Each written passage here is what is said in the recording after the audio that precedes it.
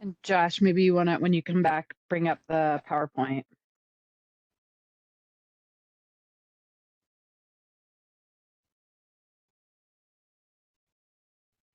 You can see the PowerPoint? Yep. Yes. Wonderful. So I did some practice. I can't switch over, like I can't just push one button and go to the Menti. I have to stop share and reshare. Mm. It's real fast. Okay. Yeah. I'm not worried about that.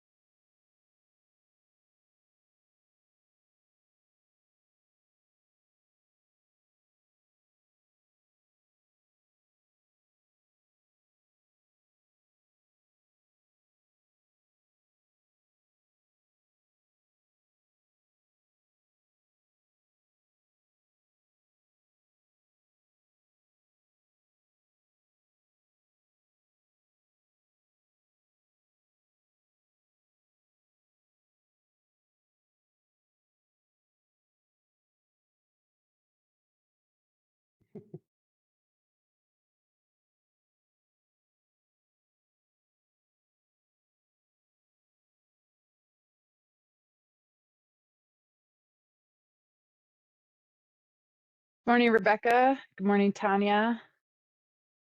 We are waiting a few minutes. Good morning. Waiting a few minutes to get started. Hopefully more folks join us. More time to caffeinate.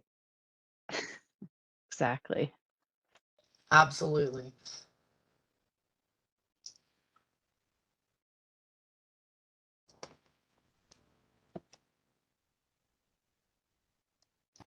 Good morning, Kyle.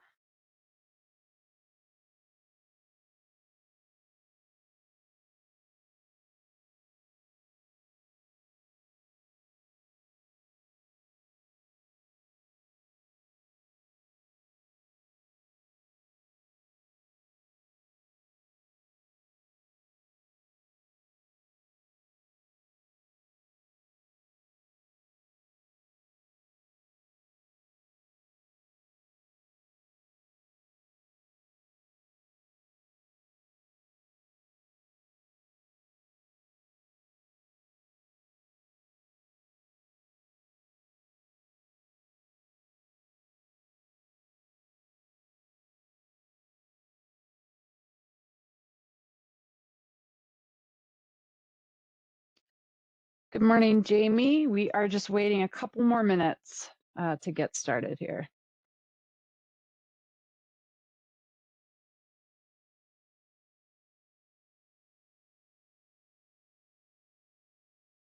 Thanks for joining Brett and Steph.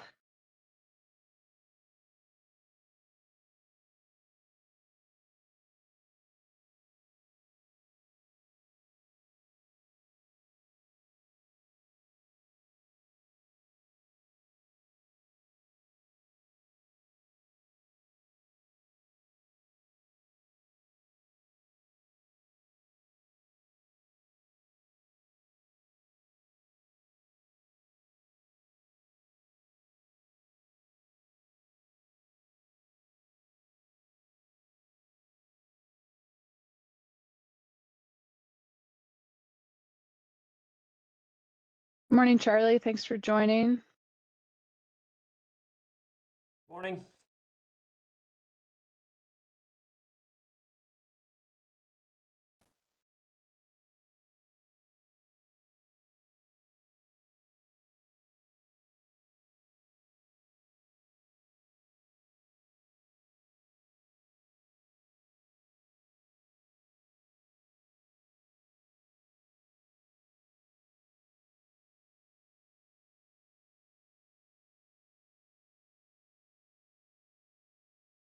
Good morning, Marshall. Good morning.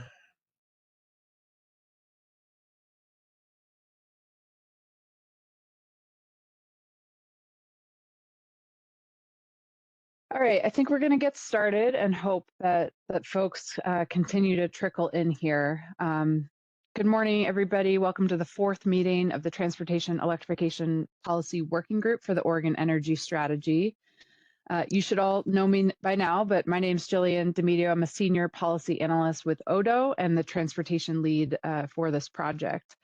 And I'm joined today by a team of ODO staff supporting the meeting. We have Jessica Rikers, again, our fearless facilitator.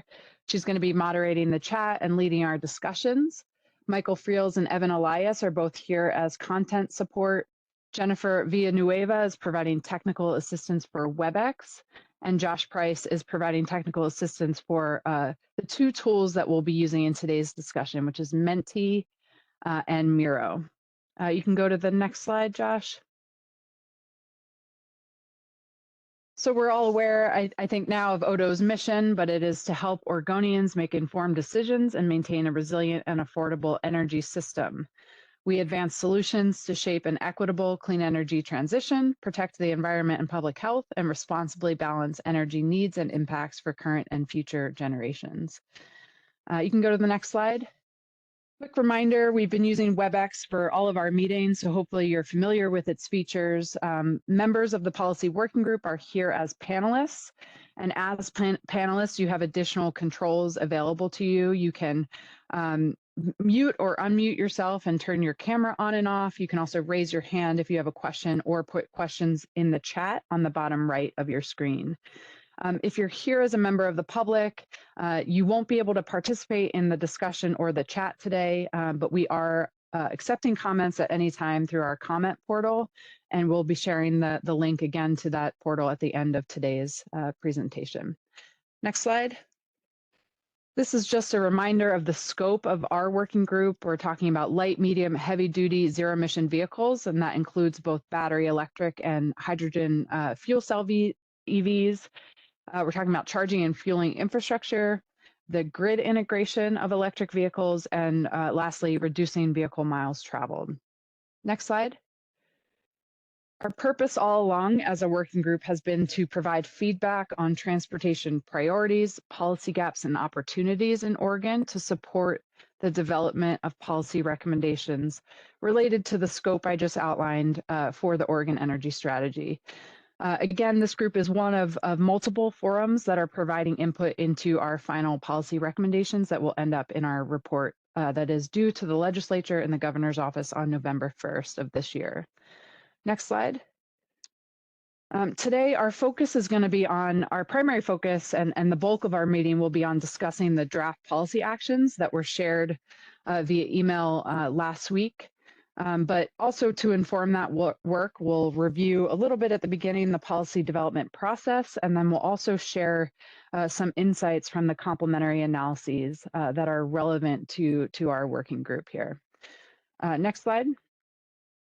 We do have a really packed agenda today, and our discussion time is really the most important. So if you do notice that I'm running through some of these slides relatively quickly, that's why, to make sure that we don't have to cut around the edges for the time that we've reserved for discussion.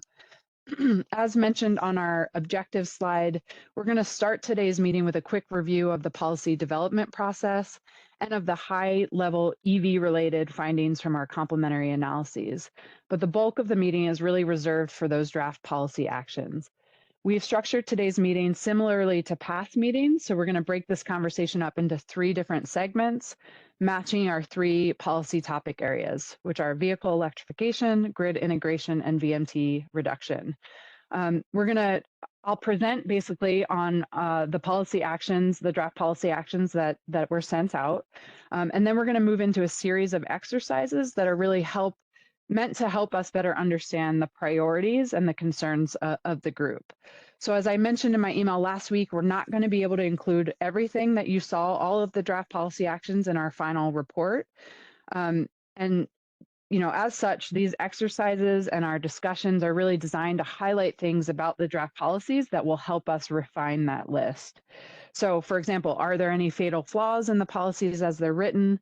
Which policies do you think will have the biggest impact in the near term, which may enable this sort of domino effect of progress if enacted, which policies may require a lot of effort, or on the reverse, which policies can be done relatively easily. Those are the types of things we're hoping to discuss with you today. All of these questions are going to help us gain a better understanding of which of these actions really should be the focus of our recommendations in the report. We have prepared both Menti polling questions as well as a short Miro board exercise for today. So there is going to be a lot of technology back and forth.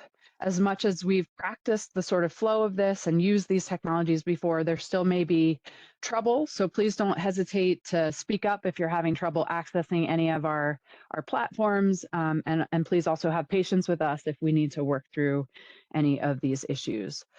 We will have a 5-minute bio and water break after our first topic, and then we'll move into our next 2 topics and kind of follow that same format. And then finally, we'll wrap up just before noon with next steps. You can go to the next slide. Another quick reminder of our roster here. These are our Transportation Electrification Policy Working Group members. And in addition to these members, we have a number of staff participating from our partner state agencies as well. Next slide. If everyone can humor me once again and take a moment to introduce yourself in the chat while I move through our agenda, include your name, your affiliation, and what your favorite thing is about spring. Next slide. All right, as you're all doing that, I'm going to remind everyone of our upcoming meeting schedule. We're in our 4th of 5 meetings today, which is our 3rd breakout meeting as just a transportation electrification group. We have the end in sight here. We have just one more meeting after this one, and it will be a plenary session with all of the working groups together. And I'll talk more about the agenda for that meeting at the end of today's meeting. Next slide. All right, just a quick review of our group agreements. This should really be old hat by now. It's important to recognize that we, of course, have a lot of different perspectives and areas of expertise in the room today. And we do want to hear everyone's perspective, and we want everyone to feel comfortable sharing. But we want to remind you to keep the conversation constructive and informative, to be respectful, and to step back if you feel like you've been speaking a lot, to allow space for others to jump in. As I mentioned, the focus of today's conversation is on those draft policy actions. And we, of course, want to hear from folks if they feel like a policy is not feasible. But as you're sharing that perspective, try to think as well about what changes can be made to the policy to make it more feasible, or what other solutions you could offer that get at the same barrier. So again, let's keep things constructive and moving forward, and we'll be reminding you of that throughout the process. Next slide. Another reminder of our step-by-step process here to developing the policy actions that we're going to be talking about today. In our first meeting, we talked about the modeling exercise that really set the foundation for our topic areas in this group and established them of vehicle electrification, grid integration, and VMT reduction. In our second meeting, we moved on to barriers and talked about the primary barriers that are kind of hindering progress in those areas. And we came away with issue statements on the barriers identified. The last time we met, which was our third meeting, we worked on addressing those barriers through strategies to overcome them and bring progress. And based on that conversation, we've developed the policy actions that we're going to be discussing today. All right, you can go to the next slide. So before moving into our first topic area, I just want to share some more information about how we envision the final report will be structured. Our policy section will have varying levels of recommendations, and each level will sort of add more specificity and action than the level above it. So at the highest level, we have our strategies. These strategies are largely delineated by the topic areas that made up our 5 working groups, with environmental justice and equity themes weaved throughout. The strategies are directional, so they're meant to tell us where we need to go as a state. They don't set quantitative targets or define a specific pace or scale. So you can see the strategy we've been focused on in this group in bold here. That's electrification of transportation and reducing vehicle miles traveled. We will also have topics that will fall under the distributed energy resources and flexible load strategy as well. Next slide. So here's a conceptual view of how we envision framing policies in the final report. So you can again see the strategies outlined at the top here. Under each strategy will be a high-level policy recommendation, and under those policy recommendations are what we're calling our policy actions. Policy actions are more actionable and measurable than the policy recommendations, but they're all meant to deliver progress on that high-level policy recommendation. And the policy actions generally will fall into one of three categories. We're talking about a new program or policy, a revision to an existing program or policy, or an area that needs further data or study. So in the next slide, I'll give you an example of what this looks like for our group. You can go to the next slide. There we go. So here at the top, you can see our strategy, which is, again, transportation electrification and VMT reduction. Then we have our policy recommendation, which is more high level, reduce barriers to transportation electrification to ensure the state electrifies at the pace and scale needed to meet climate goals. And then that next level down, this is an example from the first policy action we'll discuss, establish a sustainable source of state funding to support the rapid deployment of charging and fueling infrastructure statewide. Again, the policy actions are our topic of focus today. And just a reminder, these are meant to be actionable and measurable and also focus on the near term. So really the next 5 to 10 years. You can go to the next slide.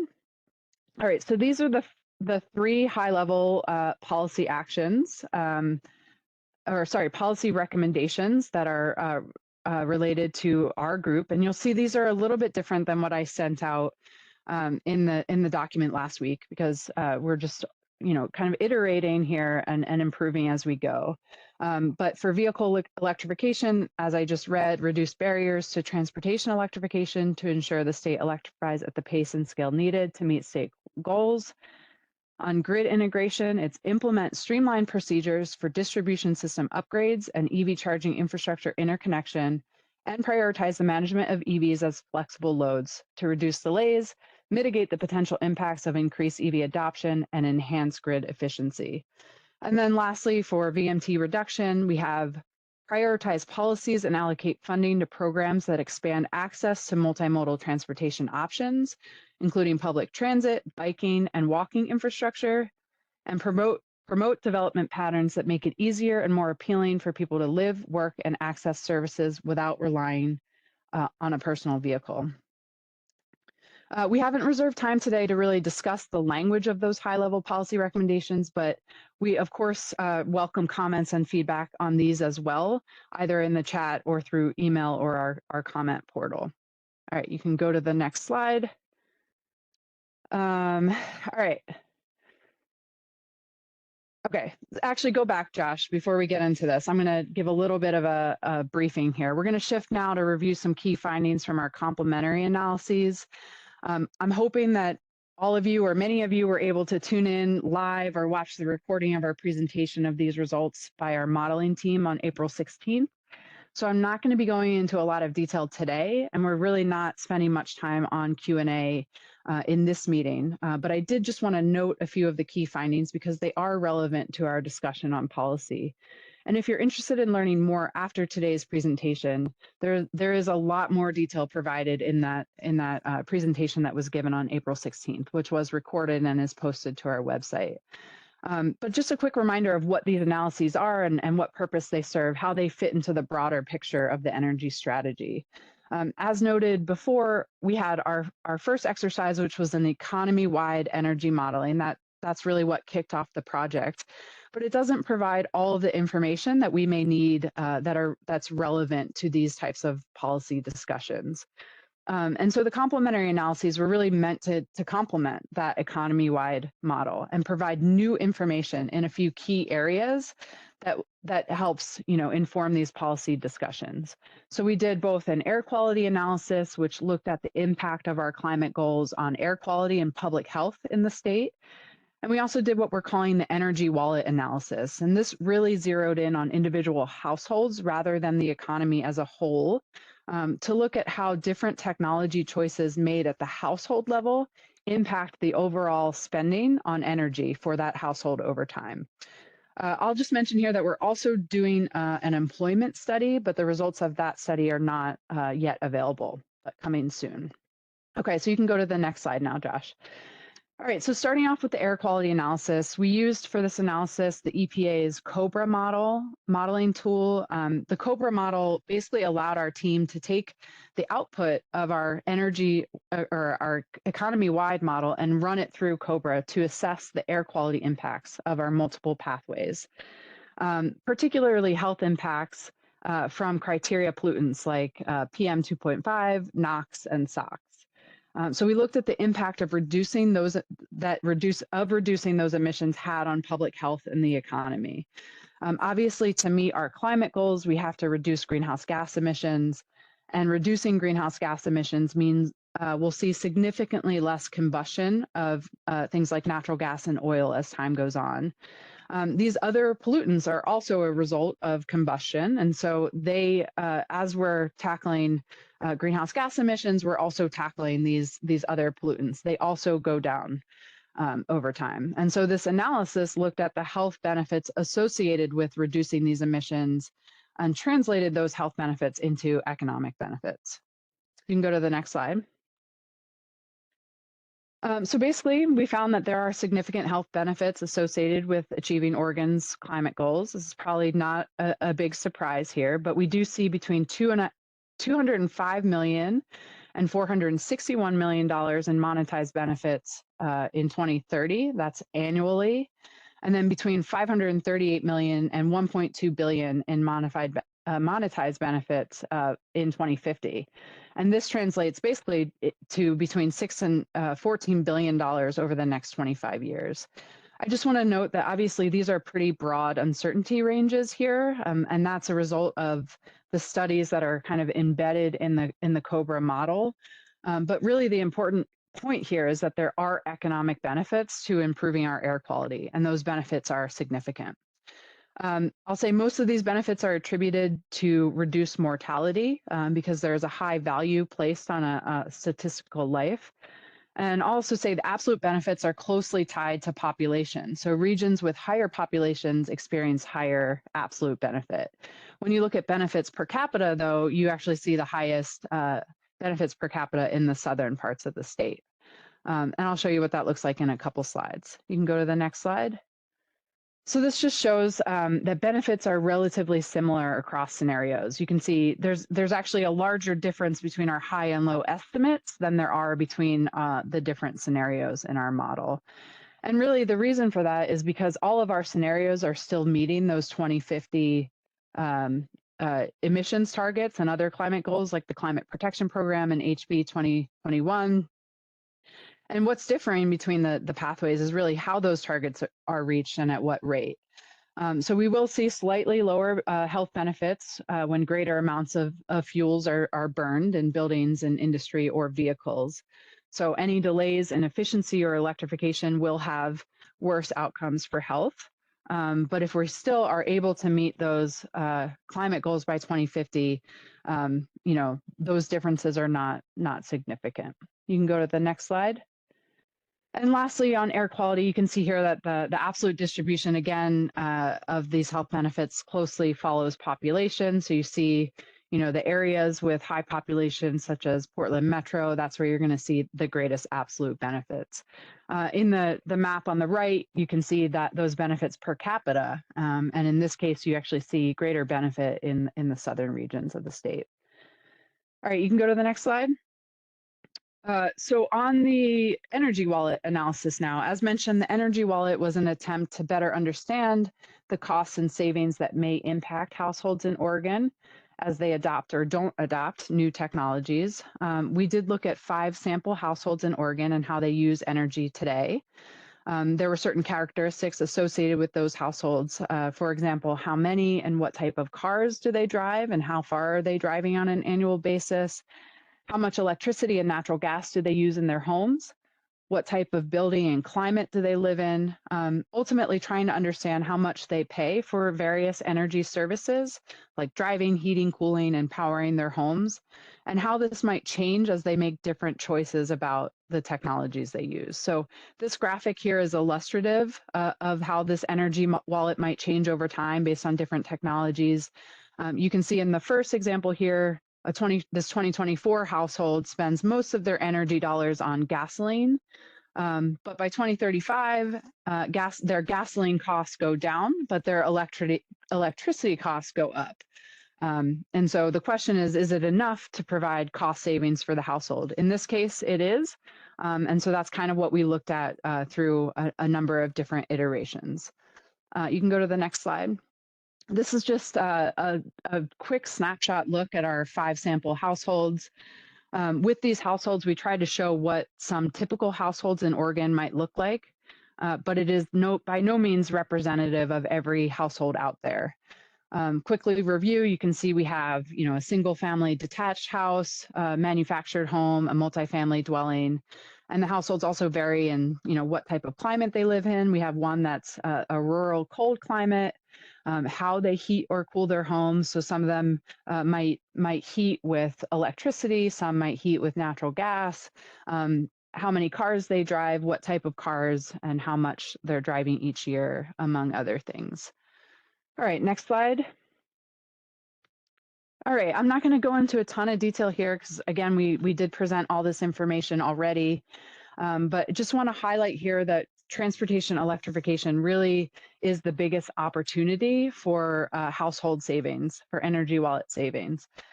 All 5 of our sample households save money with vehicle electrification in most circumstances, and that's even when we raise electricity prices to 40 cents per kilowatt hour, which is double what we're seeing today, or are the highest prices that we're seeing, and even when we removed the IRA tax credit as well.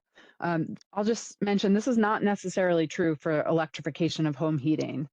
For home heating, we saw that all households save energy, but not all households necessarily saved money in this analysis without that additional policy support.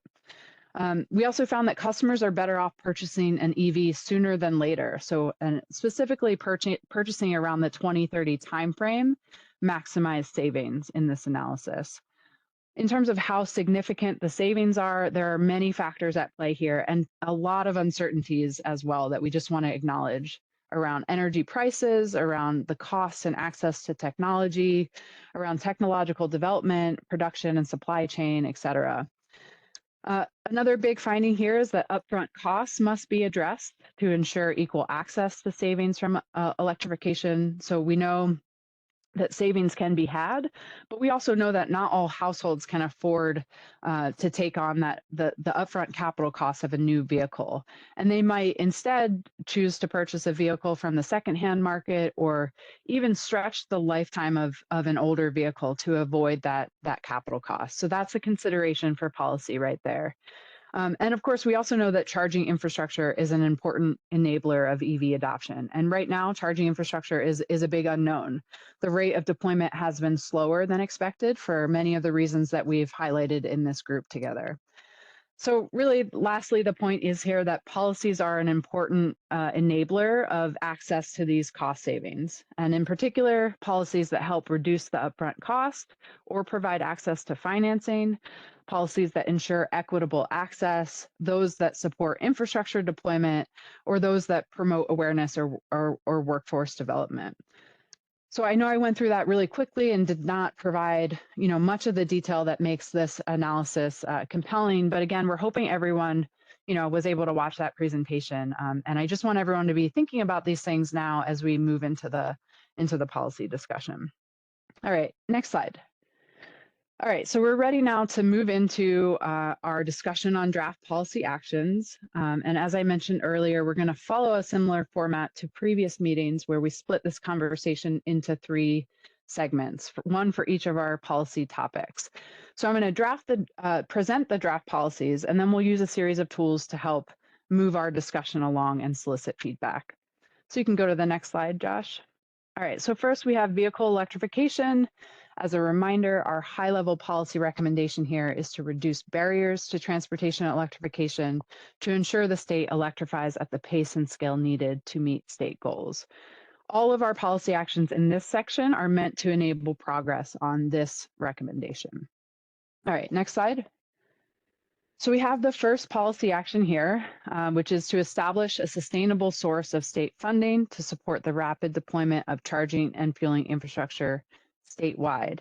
And you can see, and you'll see this format throughout the presentation, I looked at all of our Miro boards and pulled stickies from our Miro boards that relate to or are addressed in some way by this policy action, just to show how all of these actions are really resulting from this working group process, from the conversations that we've had and the exercises that we've done. So first, the lack of charging and fueling infrastructure, of course, remains a major barrier to vehicle electrification. This is especially true in the medium and heavy duty space, where there is just one public charging station in the state designed specifically for heavy duty vehicles.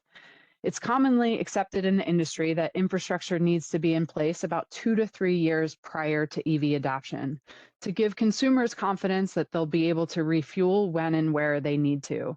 So building more infrastructure and doing so rapidly is really essential if we want to meet our existing electrification targets. We do have a few incentive programs for charging and fueling infrastructure, but these programs are funded primarily through federal investments, which are obviously uncertain at the moment. There's limited state funding, and the state funding that has been dedicated to infrastructure has been through these sort of one-off allocations from the general fund. It was brought up a few times in our working group, the discrepancy, right, between California and Oregon in terms of the level of investment. So we adopt California regulations, but then we don't come anywhere close to California when it comes to supporting those regulations with state funding. I'll also say that you're starting to see a lot of other states enact new taxes or fees to support this work directly and sustainably. So this policy action is essentially related to Oregon doing something similar. All right, you can go to the next slide. Moving on to policy action number 2 here, we have established a statewide technical assistance program for fleets to support their transition to zero-emission vehicles, including development of a fleet transition plan, infrastructure assessment, and electricity rate analysis. We've talked a lot in this group about the large learning curve for fleets who wish to transition to zero-emission vehicles. They really need assistance for everything from navigating grant applications and funding reporting requirements to training drivers, determining infrastructure needs, understanding electricity rates. And actually that last piece in particular came up quite a bit about how fleets need assistance in understanding demand charges and different utility rate schedules and really choosing the best option for them to minimize their operational costs. Some fleets do have access to technical assistance already, but it really depends on the utility and where you're located. And obviously, the quality of that assistance will vary.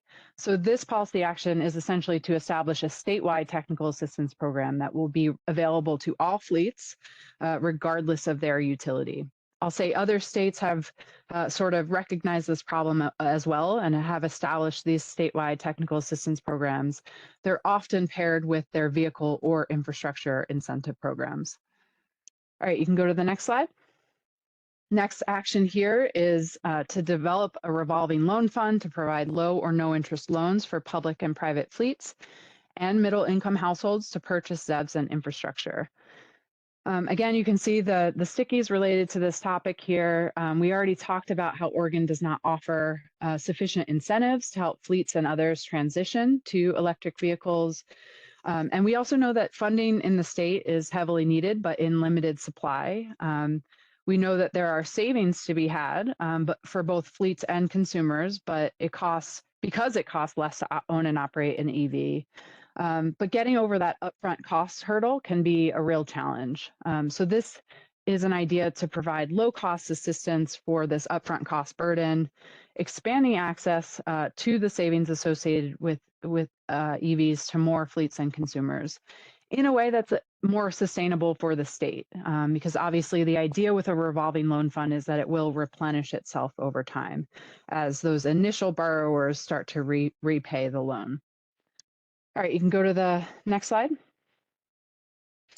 All right, policy action number 4 here, establish a working group of state entities and others to develop regulations and standards for hydrogen refueling infrastructure, including station certification and testing protocols, as well as safety, fuel quality, and consumer protection standards. We know that there are no hydrogen refueling stations in Oregon at the moment. And as such, there's really a lack of state expertise on this topic.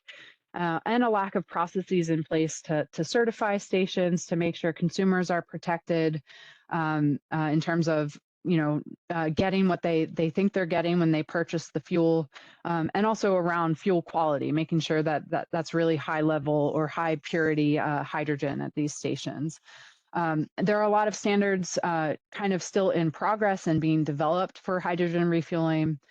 So the idea behind this policy action is to address this need for processes and this need for minimum standards to be identified to ensure consistency across the state, really, before funding programs for these stations moves too far along. All right, next slide. Policy action number 5, complete a medium and heavy duty zero emission vehicle technology readiness and feasibility assessment to evaluate ZEVs that can be deployed in the near, mid, and long term based on cost, availability, range, payload, and operational capabilities, including a deployment strategy for Oregon policymakers. We've talked quite a bit in this group about medium and heavy duty vehicle market and how there are not commercially available zero emission vehicles in every weight class, or that meet every use case that might be required by a fleet. I think in general, there's a lack of information and understanding among fleets about what's out there, about what might work for their for their operational needs. And we also talked about the need to focus policies on the use cases that can be deployed today or in the near future. So this study is really meant to get at those questions, look at what's available, look at what we have in our Oregon fleets, and essentially develop this sort of roadmap of deployment so state policymakers can better understand, which areas should be targeted first, how many vehicles can be electrified in the near and midterm, and what will require kind of that longer time frame. Next slide. Almost through here. I think we have 2 more in this section, and then we'll get to our conversation. Policy action 6, complete a statewide assessment of medium and heavy duty charging and fueling infrastructure needs, both public and depot, to meet the targets established by Advanced Clean Trucks. It's well established. We've talked quite a bit about how there's a need for more charging infrastructure, particularly for heavy duty vehicles. Several years ago now, the Oregon Department of Transportation did an analysis looking at the light duty charging infrastructure needs in the state. This was the TINA study, or the Transportation Electrification Infrastructure Needs Analysis. This policy action is essentially recommending a similar analysis for medium and heavy duty infrastructure. So what is needed to support the targets established by ACT on both the public and depot side? All right, next slide, please. All right, last one here in this section is on public awareness. So launch a public information campaign to educate consumers and dealers about the benefits of electric vehicles, including grid benefits, such as the cost savings potential of participation in managed charging and demand response programs. This is an area we didn't discuss as much in our verbal conversations, but there were a ton of stickies about consumer and dealer awareness and sort of this need for a revamped public information campaign.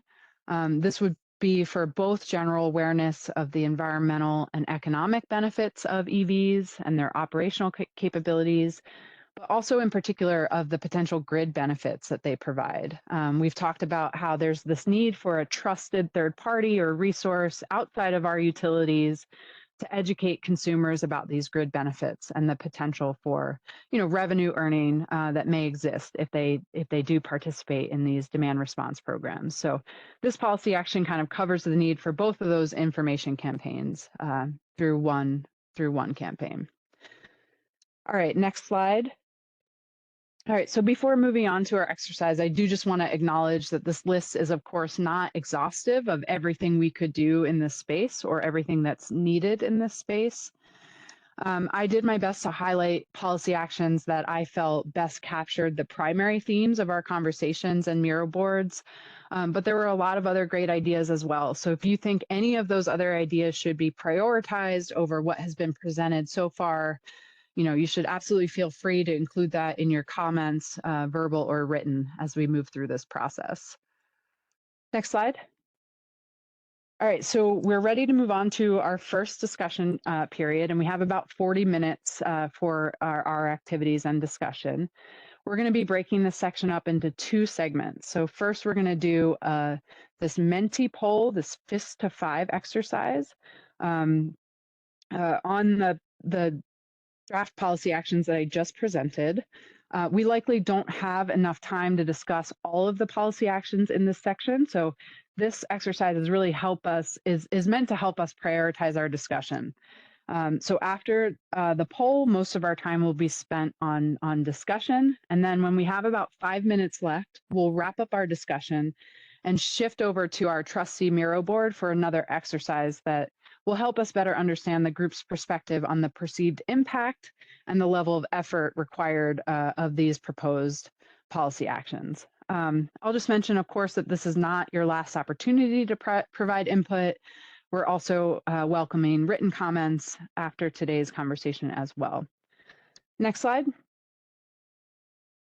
All right, so I'm going to explain how this first exercise is going to work. We're asking all members to either click the link that Josh just posted in the chat or to go to menti.com and put in the code that you see that Josh also just put in the chat. This will bring up our Menti poll, and that's MENTI. Right now, if you are headed over there, you'll just see a slide that says vehicle electrification, but in just a moment, we'll start the poll, and it's gonna run you through a series of questions or slides. For each item, you're basically going to see on each slide each policy action, and group members are being asked to choose a number between 0 and 5 for each policy action that we just discussed. 0 means this idea does not work for me and we should discuss. 1 means I see major issues with this idea and we should discuss. 2 is I see minor issues with this idea and we should discuss. 3 is I see minor issues we can address in written comments. 4 is I do not have any concerns that I want to discuss today. And 5 is I like this idea as drafted. As we indicate on the slide here, any items marked with a 0, 1, or 2 from anybody in the group are going to be prioritized for discussion today. If they're all flagged for discussion, then we'll just have to go in order and do the best we can in the time that we have. Just a heads up that you'll have about 20 seconds to put in your response for each policy action. So 20 seconds to choose your number, and then we'll be moving on to the next policy action to make sure that we have enough time for discussion. We won't be able to cycle back through them, so try to get your answers in that time frame. And if for any reason you're struggling with the technology today, please feel free to drop your choice in the chat. Just make sure you also include which policy action the number you're dropping in the chat is referring to. Again, we'll be prioritizing which items we discuss based on the results. So if you do select 0, 1, or 2, please be prepared to discuss it and think about what you might change or what you don't like about the policy and how we can make it more amenable. All right, so I think we're ready to start. So if everybody can head over to Menti if you haven't already, and we'll pull up this on the screen here, this poll as well.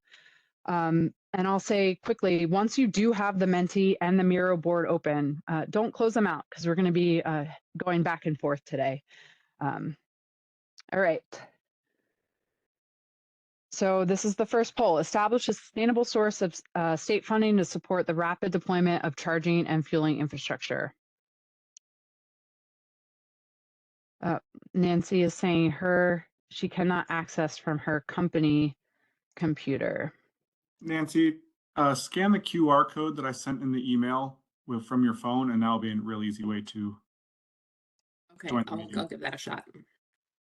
And we'll give you another minute.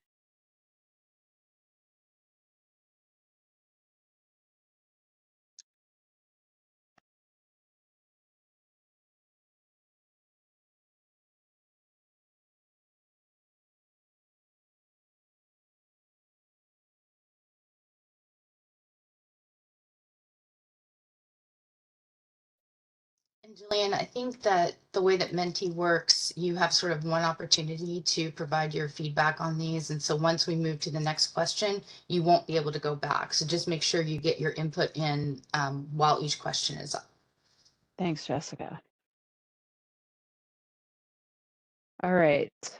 Nancy, were you able to access it? I want to make sure you have time. I am, and I'm sorry, I'm slowly reading the first. Don't be I will- sorry. Yeah. yeah, I'm in, and I will get it done here in a sec. Okay.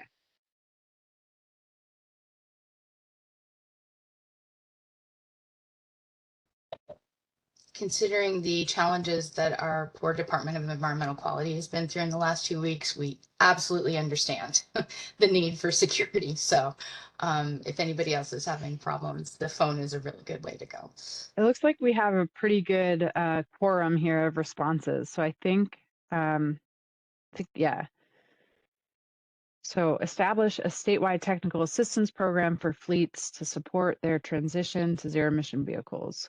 And you'll notice for some of these policies, it doesn't, on the screen here, it doesn't have the entire policy as it's written in the PowerPoint. And that's just because there were character limits on Menti. But the way it's written in the PowerPoint is kind of the way that we're proposing it currently.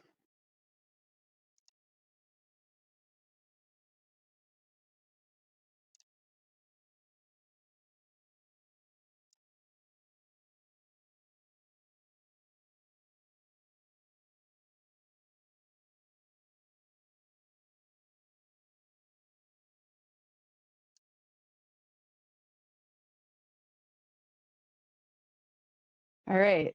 Third one, develop a low, no interest revolving loan fund for public or private fleets and middle income households to purchase ZEVs and infrastructure.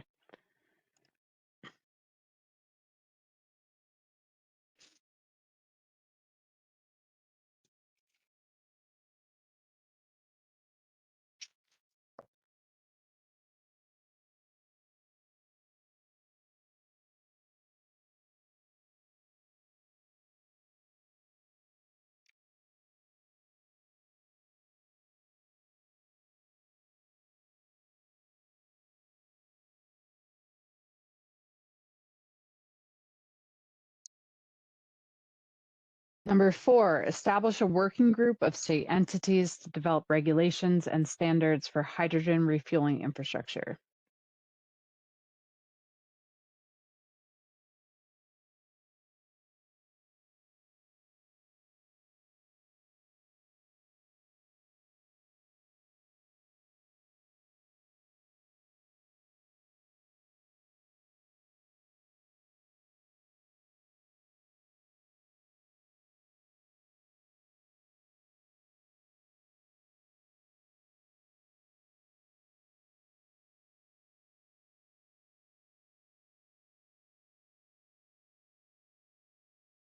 Number 5, complete a medium and heavy duty ZEV technology readiness and feasibility assessment to evaluate ZEVs that can be deployed in the near, mid, and long term.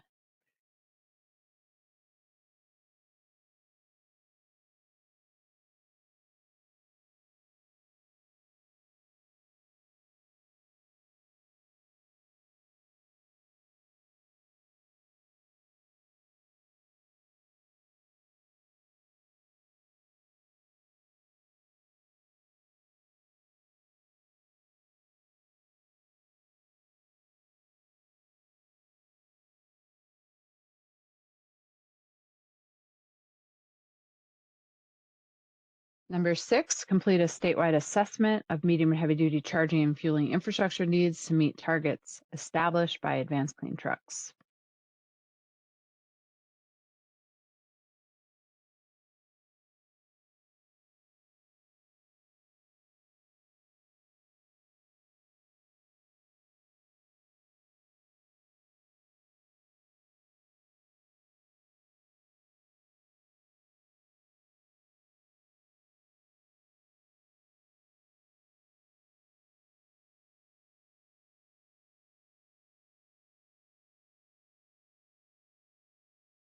And 7, launch a public information campaign to educate consumers and dealers on the benefits of electric vehicles.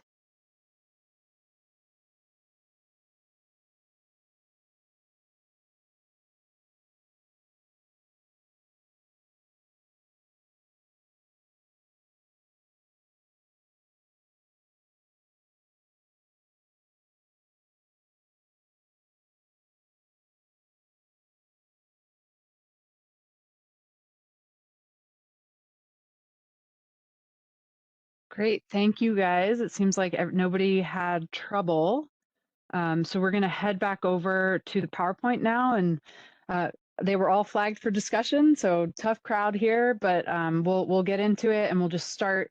We'll start at the beginning and just kind of hope that we can move through and get to all of them. So, Josh, if you could navigate us back to the slide that describes policy action 1, which is that sustainable source of funding, that would be great.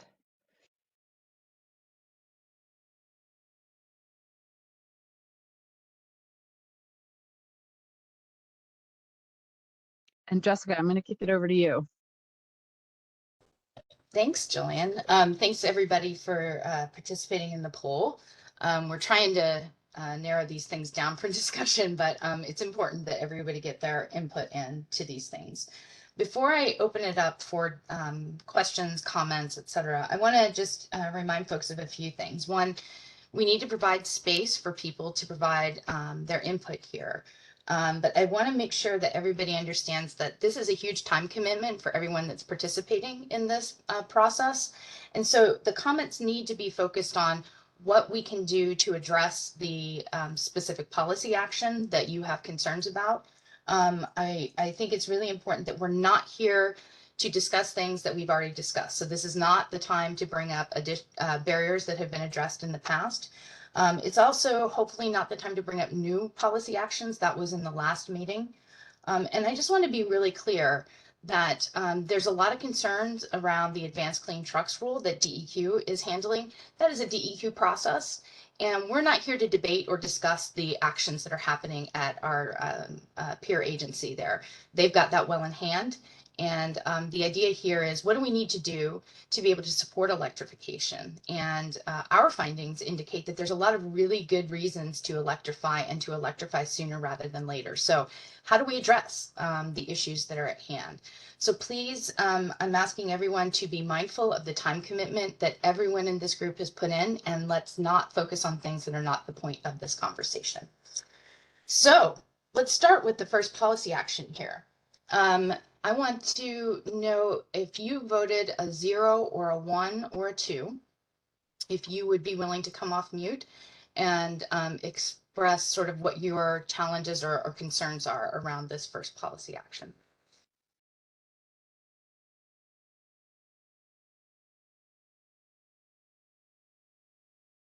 Well, this is Jana Jarvis. I'm happy to start the conversation if you'd like. Sure, go for it. I think in the commercial vehicle sector, I don't think we have any real sense of what it would cost to develop the charging infrastructure for heavy duty vehicles. I don't think we understand completely how much energy is needed.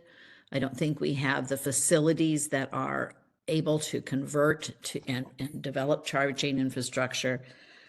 And obviously, we have the rule in place now with no charging infrastructure, so we're just in a quandary in the trucking industry at the moment.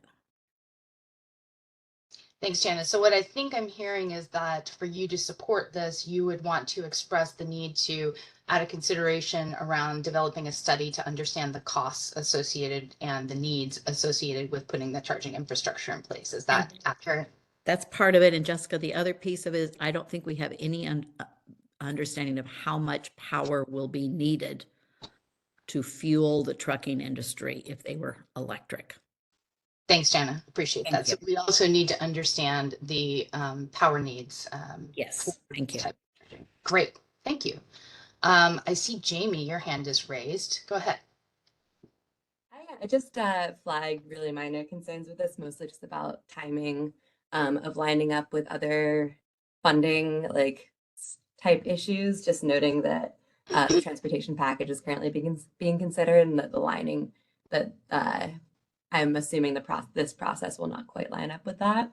In addition, just other things to flag, which would be PGE and PacifiCorp's transportation electrification plans, and just noting that that's currently a major source of funding. So I was in the minor flag bucket, but just wanted to make sure that when we're thinking through the more details on this, that we're acknowledging that those aren't quite lining up. Thanks, Jamie. I think I'll just add that I don't think you were here for the beginnings of this whole thing, and we acknowledged, I think it was like forever ago, which is January in my mind, that this wasn't going to line up really well with certain things. And so what we've encouraged everyone to do is to focus on sort of what the policies are that you'd like to see and extricate it from what bills are out there, extricate it from what kinds of things you're seeing in the transportation electrification plans. That doesn't mean that you can say, hey, I read this one thing in the bill and I really like this. Great, throw that specific idea out there. But we're not here to debate the relative pros and cons of bills that are coming out. So thank you, though. That's a great flag. Does anybody else want to join in on this discussion for why they had concerns about this particular policy action?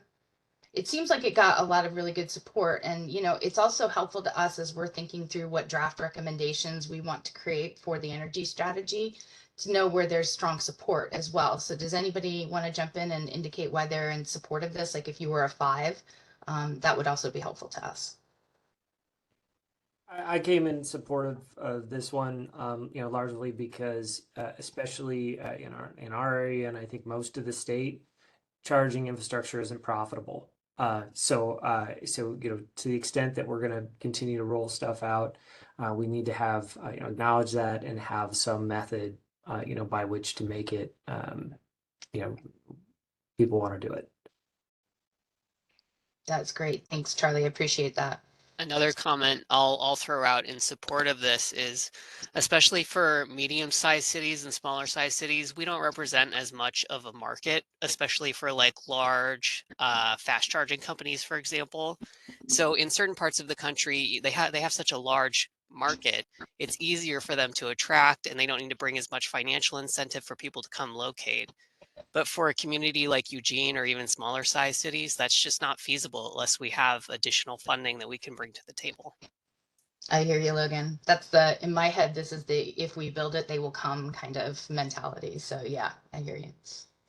Thank you for that. I see Rebecca, your hand is up. Yes, thank you. Rebecca Smith for Renewable Hydrogen Alliance, and we do support this. However, I had a question about whether this would be inclusive of or separate from our recommendation that the Clean Fuels Program include capacity credits that can then help fund stations like is done in California, Washington, and BC. I don't know that Jillian. I can speak to that. Yeah, Rebecca, so that's a separate policy action, not included in this initial list. So if that's one you feel like should be prioritized, then you should definitely let us know that. Wonderful, thank you. Thanks for that question, Rebecca. I Yeah, see just for the record, I will submit, but I do think it should be prioritized. Gotcha. Brett Stevens, Daimler Trucks. I'm just going to jump on Rebecca's comment. When I see the word sustainable source of funding, that's something Portland and Oregon has been challenged with. So I really appreciate Rebecca's comments and getting into the details on that sustainability of it and its availability at the time a fleet or EV user decides to make that transition. Oftentimes it's very challenging, especially in markets like California, where there is a plethora of funding. It's kind of first come, first serve in tranches that get spaced out. So sustainable and readily available, I think would be super helpful. Thank you, Brett. That's a great comment, and I appreciate that input. I'm going to flag one question from Ingrid in the chat, and then I'm going to move us to number 2. Ingrid asked, do we know if the electric utilities are planning to continue to invest in public charging and or if they are planning to reduce their future investments? And I'm just going to ask if Nancy or I know Charlie, you're on here, so I'll ask Charlie, and Juan is on here. I think that's it for the utilities. If I'm missing someone, I apologize. Do you all have anything you want to add to that question, or if not, we can just flag that for our thoughts and move on to the next question. I mean, I'll just add from our area. We operate kind of a small network of DC chargers, and I'm really pretty much outworn my board's patience to spend money on those. if we have to keep losing money on them. So I think our plans are not to continue to expand unless we can get additional funding support, or the drivers get to a level where we're able to cover our costs.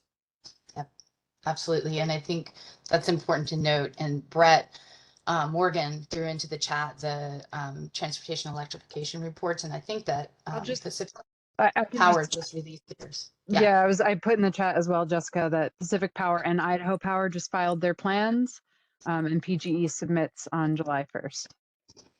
Thanks, John. I was just going to add from PGE. I mean, this is definitely an issue that we're grappling with, I think, around charging, and we do fund, projects through our Clean Fuels, our Drive Change Fund program funded through Clean Fuels. I think we've been evaluating the effectiveness or lack of effectiveness of the pole charging pilot that we've had.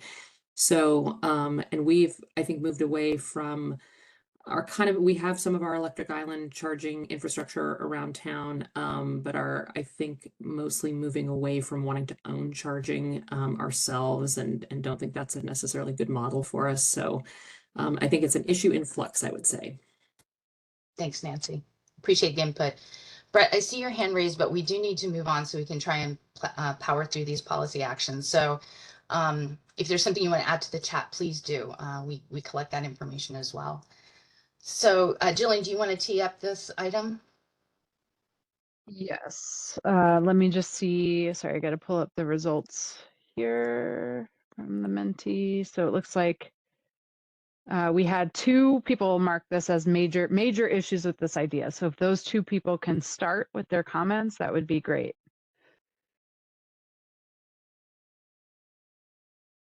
I heard a hand go up. I thought I did. Anybody want to jump in? If you voted a 0 or 1, 2, want to share with us the concerns that you have? All right, now I definitely heard a hand go up. Brett, go for it. Yeah, I just wanted to pull this thread too, and I know Jana brought it up a minute ago, but the TINA report is a transportation electrification investment needs analysis that ODOT completed a couple of years ago, is quite helpful, but out of date in terms of being a couple of years now lapsed. But I think to Jana's earlier comments, some of that work has happened, but I am in agreement with you that I think everyone would benefit from having a more detailed understanding of what the needs are and what the pathway is to get that charging infrastructure online. So I can put it in the chat here in a second, the TINA report, but it is a helpful tool for metricing some of this information. But of course, there's a lot of texture here. And Brett, I think maybe you're referring to the policy action for a study on medium heavy duty infrastructure. Okay, so we'll make sure your comments are noted. This one is on technical assistance for fleets. Yeah, cool. But thank you for that. Yeah, thanks, Brett. Appreciate that. Also, I just want to flag Ingrid gave some plus signs in the chat around things others had said, Brett and Jamie. Please do that. That's helpful to us to see that kind of information as well. Rebecca, I see your hand up, and then Jana after you. Go ahead.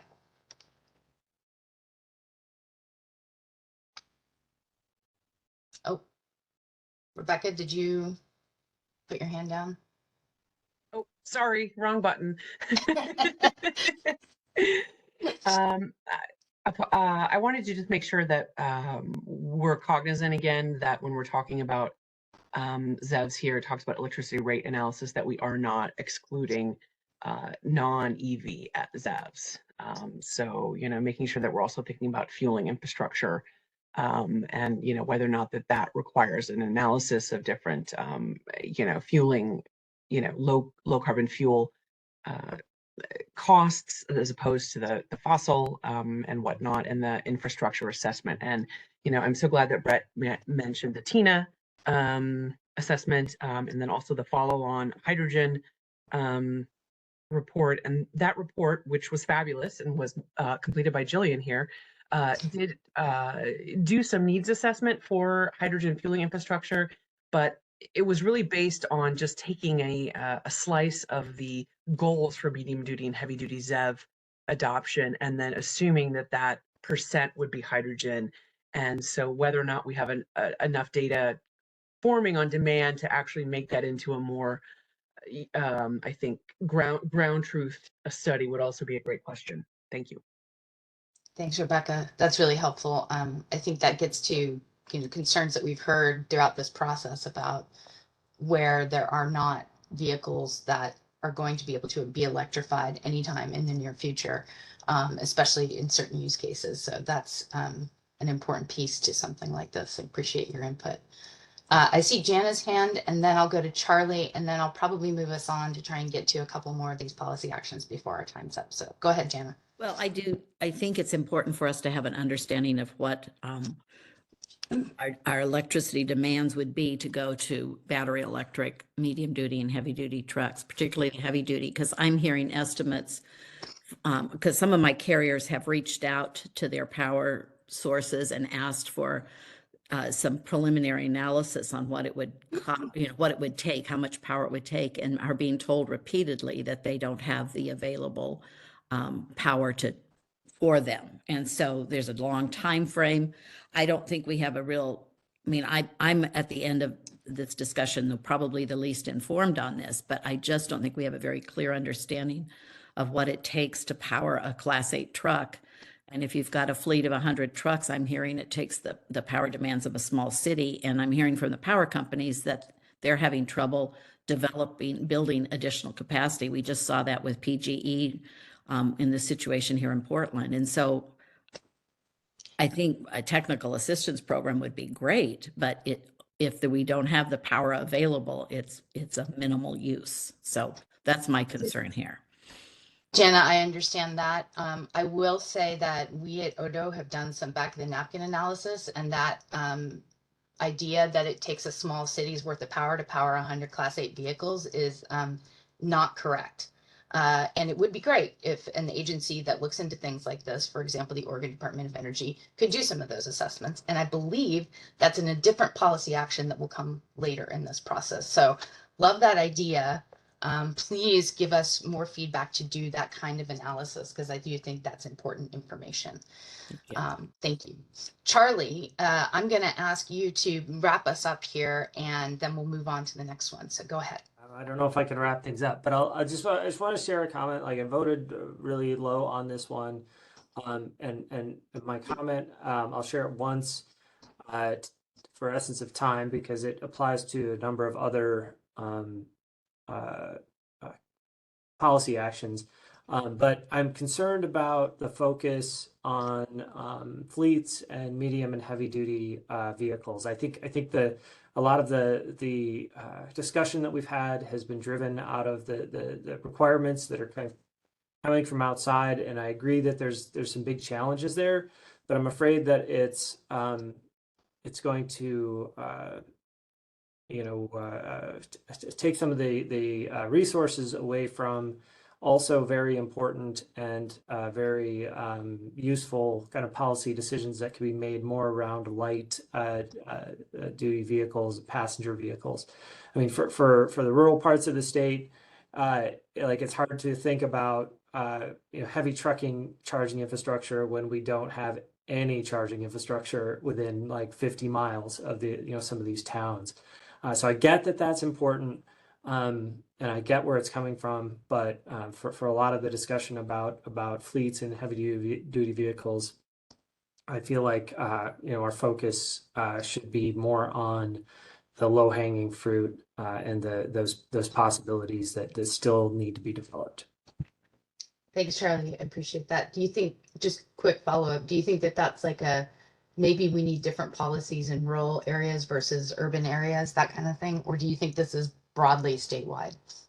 I think I think we probably need different policies in different locations, because just the needs are different and the drivers are different, and I think the charging infrastructure in rural locations also benefits adoption in metro areas, because people are concerned about whether it's any kind of vehicle. If I can't leave the metro area with it, it's not as useful. So I think that they play off each other, but different policies probably would benefit. Great, thank you. That's great. I'm going to move us on to the next one, but I just want to note that there's a few comments and we've captured those in the chat. So I appreciate people adding that in there. So Jillian, do you want to tee up policy Yeah. action 2? Yep. Go So ahead. I was just, so if we can, we'll start with this one, but then I want to move to the ones that have major issues flagged. This one had 3 people say they see minor issues with this idea. So if those 3 people want to offer any additional comments, that would be great.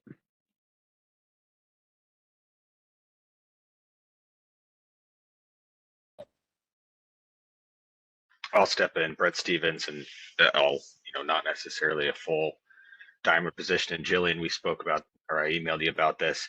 I mean, this, to me, this feels like a boil of the ocean. And there's other areas that we really need to focus on versus a loan program. The barrier to entry is not an interest rate. The barrier to entry for low-income houses, low-income families in Oregon for ZEVs is the vehicle acquisition cost. For fleets, it's also vehicle acquisition costs and the cost of infrastructure. So not a big Right, comment, say, just yeah, you just say there are other areas to focus on. Can when I you looked at the offer- rest of these policy actions, I thought, this is, let's not burn energy on this one. No pun intended there, Brett, at all. Thanks for that input. Or at least what I'm hearing is if this were in concert with a policy that addressed the cost for the charging infrastructure, that it might be useful, but with lacking that, it stands out. Got it. And you asked this question while we're in the middle of a legislative session, and I spend my days in Salem, and I know how thin the money is being spread. So it's very hard for me to see this as a viable option. I'll just note that, a loan program is exactly meant to get at that idea, right, Jana? It's like it will replenish itself. That's the point of it. And so recognizing that money is thin, also recognizing we need more incentives for the industry, this felt like, a bit of a compromise on that. So if you have any other thoughts or ideas that could revise this in some way or get at some of the other barriers for medium and heavy duty fleets, that would be great. Jillian, I've been working for years trying to build up a loan program to help train CDL drivers, because there's a great cost of entry and we've been short drivers for a number of years. And even building a program like that, which would cost significantly less than this would, has been virtually impossible to make happen. That's my point. I see Jason's hands raised and I want to move over to him. I also want to encourage all of you to be in the mindset of what is in the art of the possible. And if we don't flag that there's a need there, then it never gets addressed. So I think that's part of the discussion that we want to occur here.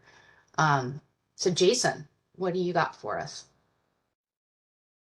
Yeah, just to and I understand you just said you want to address the art of the possible, but my comment is more on kind of why we don't want to just focus on this, because as far as other fleets who are looking into electrification, because we do have electric trucks already, and they come to us and ask us all sorts of questions. I think one of the big things is, fleets currently could take out large loans to buy electric trucks instead of purchasing diesel trucks or ICE vehicles. And so they ask, is it worth it? And it really just kind of comes down to these businesses. A lot of these businesses, they're not large corporations. In Oregon, we don't have big trucking companies that are based out of Oregon. And so a lot of these companies are smaller fleets, 10, 20 trucks or much smaller. And so they're asking, is it worth it to take out a $3 million loan to buy these trucks, to buy the infrastructure, even if they could get it at a significantly lower interest rate? And most of these companies, we don't make a lot of margin. Nobody's getting rich by running a trucking company. And so I really just put it on them, say, if it's something that's really within your value structure and something you really want to do, that's really got to be the competitive advantage that you're for the benefit of it, because you're not going to make a ton of money just because you're using the electric vehicles. And so if it's not worth taking out a significant loan to do that, then I suggest, holding off and waiting until the prices come down. And so my point is, a loan is one thing, but really kind of, I think we really should be focusing on the incentives or the grants or whatever that just overall reduce the costs, the upfront costs. Thanks. That's really helpful. And I appreciate the discussion on the barriers. I just want to remind everybody, sort of ground ourselves in what the energy strategy is doing and what our data shows us, which is there are benefits to our economy to move toward electric, especially across all of the types of vehicles. But in medium and heavy duty, we saw that if we delay getting to electric, that it costs more money for the state. Additionally, there's benefits on for air quality in many places in the state. It had a great ability to reduce some of the pollutants that we're seeing and affecting people's health. Recognizing, like we all acknowledge, there are tremendous barriers to being able to electrify medium and heavy duty trucks. But we're looking at what the state can do. If this is a state priority, which it is, what can the state do that would get us there? And so I really like these discussions on barriers. What I really want people to focus on is this is a barrier. What could the state do to address that barrier? And even if, for example, Jana's concerned about the cost, we get that, but we have to start somewhere. And if we don't have a solution to put on the table for people to start talking about, nothing will happen.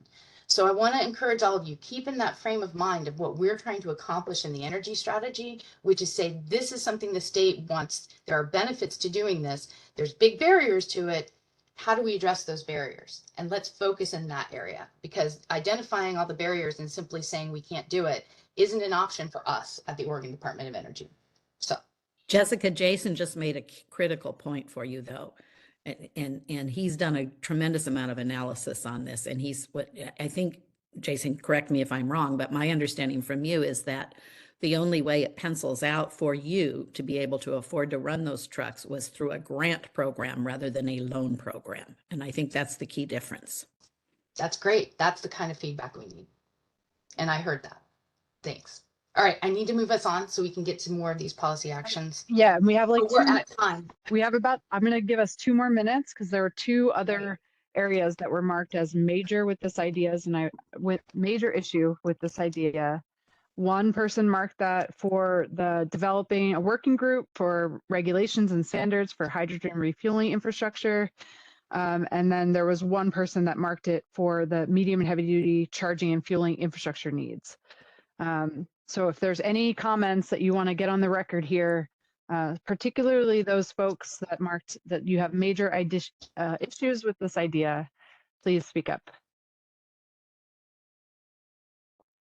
I'll jump in on the hydrogen piece. When I read the word regulations and standards for hydrogen refueling infrastructure, please don't take this the wrong way. I am not convinced Oregon is the knowledge experts in regulation and standard for hydrogen fueling infrastructure. And I think we can borrow proudly from other industry standards and other work done in other states. Thanks, Brett. And I agree, we are not the experts. This process would be to borrow and use the established standards that are already in place and work with California, who has a process in place. But we need that process in Oregon. And we need to make sure that folks that are involved in getting these stations online are aware of all those standards and best practices. So no, not recreating the wheel with our own standards for the state of Oregon. Absolutely not. We have the nation's only subcooled liquid hydrogen station here on Swan Island, and it's been a process of learning. So it's definitely, yeah. Absolutely, appreciate that. And then with the next one on the medium and heavy duty charging assessment, anybody want to mention why they marked that they have major issues with that one? I think it's policy action 6, Josh. There we go.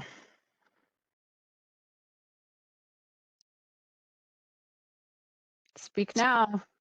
Now's your chance. I wasn't a major issue, but I'll speak now, Jillian. Really want this to be fleet informed, infrastructure aware, and operationally grounded. There have been a lot of studies that just look at, I mean, we talked about it, and I don't want to kick that horse again, but, listen to the people that turn the keys. Just because there's a product on a website does not mean that product exists or is feasible. There's regionality concerns. I think just really grounding this assessment And we're Daimler Trucks is happy to participate and provide our deep bench of customer and stakeholder interactions. That's great, Brett. And I think that's relevant as well to the other one on the medium and heavy duty technology readiness study. I agree. Needs to be grounded in the folks that actually use these vehicles. So thanks for that offer of assistance there. Elaine, can I jump in? I just want to verify that I think I heard from Brett, we need people with real world experience, but I also heard something about different parts of the state or different routes. So it might be important for us to think through making sure that the different types of vehicle use cases have representation in discussions around what this might need to look like. And I was going to suggest you Nodding. involve some of the carriers that are looking for how they could adopt it as well. And that would that's a get to great your idea. point, Jessica, because they're located all around the state. That's a fantastic idea. Thank you. Borrowing proudly from EEI, I mean, we have full telematics data on all of our vehicles. I know exactly how many kilowatt hours we required in certain geofences down to the per mile or square mile. We want that data, Brett. Yep. We've heard a lot about that data. Yeah, you're just teasing EEI it, has it. Brett. I have it. The guy's sitting right there. I'll throw something at him when he comes out. All right. I think I appreciate all this. Jillian, do you want to move on to the next Yes, area? thank you for the discussion. Let's move on to the Miro exercise. This is another opportunity for you all to share your input in a different way. We're wrapping up the discussion now. We're gonna move on to grid integration, but I just want this one last exercise. We're gonna head over to the Miro. Josh, if you could put that link in the chat while I'm giving this introduction. You'll basically, when you get there, you're gonna see a matrix with two scales, one of high to low impact and high to low effort. For this exercise, we're asking members to place our draft policies in the quadrant that you feel best reflects both the amount of impact and effort that they represent. So you see all the policy actions listed there to the left, and they're all next to a color corresponding sticky stack. So basically, that's so that we know obviously which policy you're talking about without you having to write it down. We want you to select a color coordinated sticky associated with the policy and drop it in the appropriate quadrant. So for example, let's say if there's a policy you feel has both high impact and low effort, which would obviously be great, you would select that sticky from the stack and drop it in the top left quadrant there. And you can kind of use that scale, whether you think it has high impact just slightly above that 50% mark or really high impact and put it closer to the top there and so on and so forth. So you do that with each one.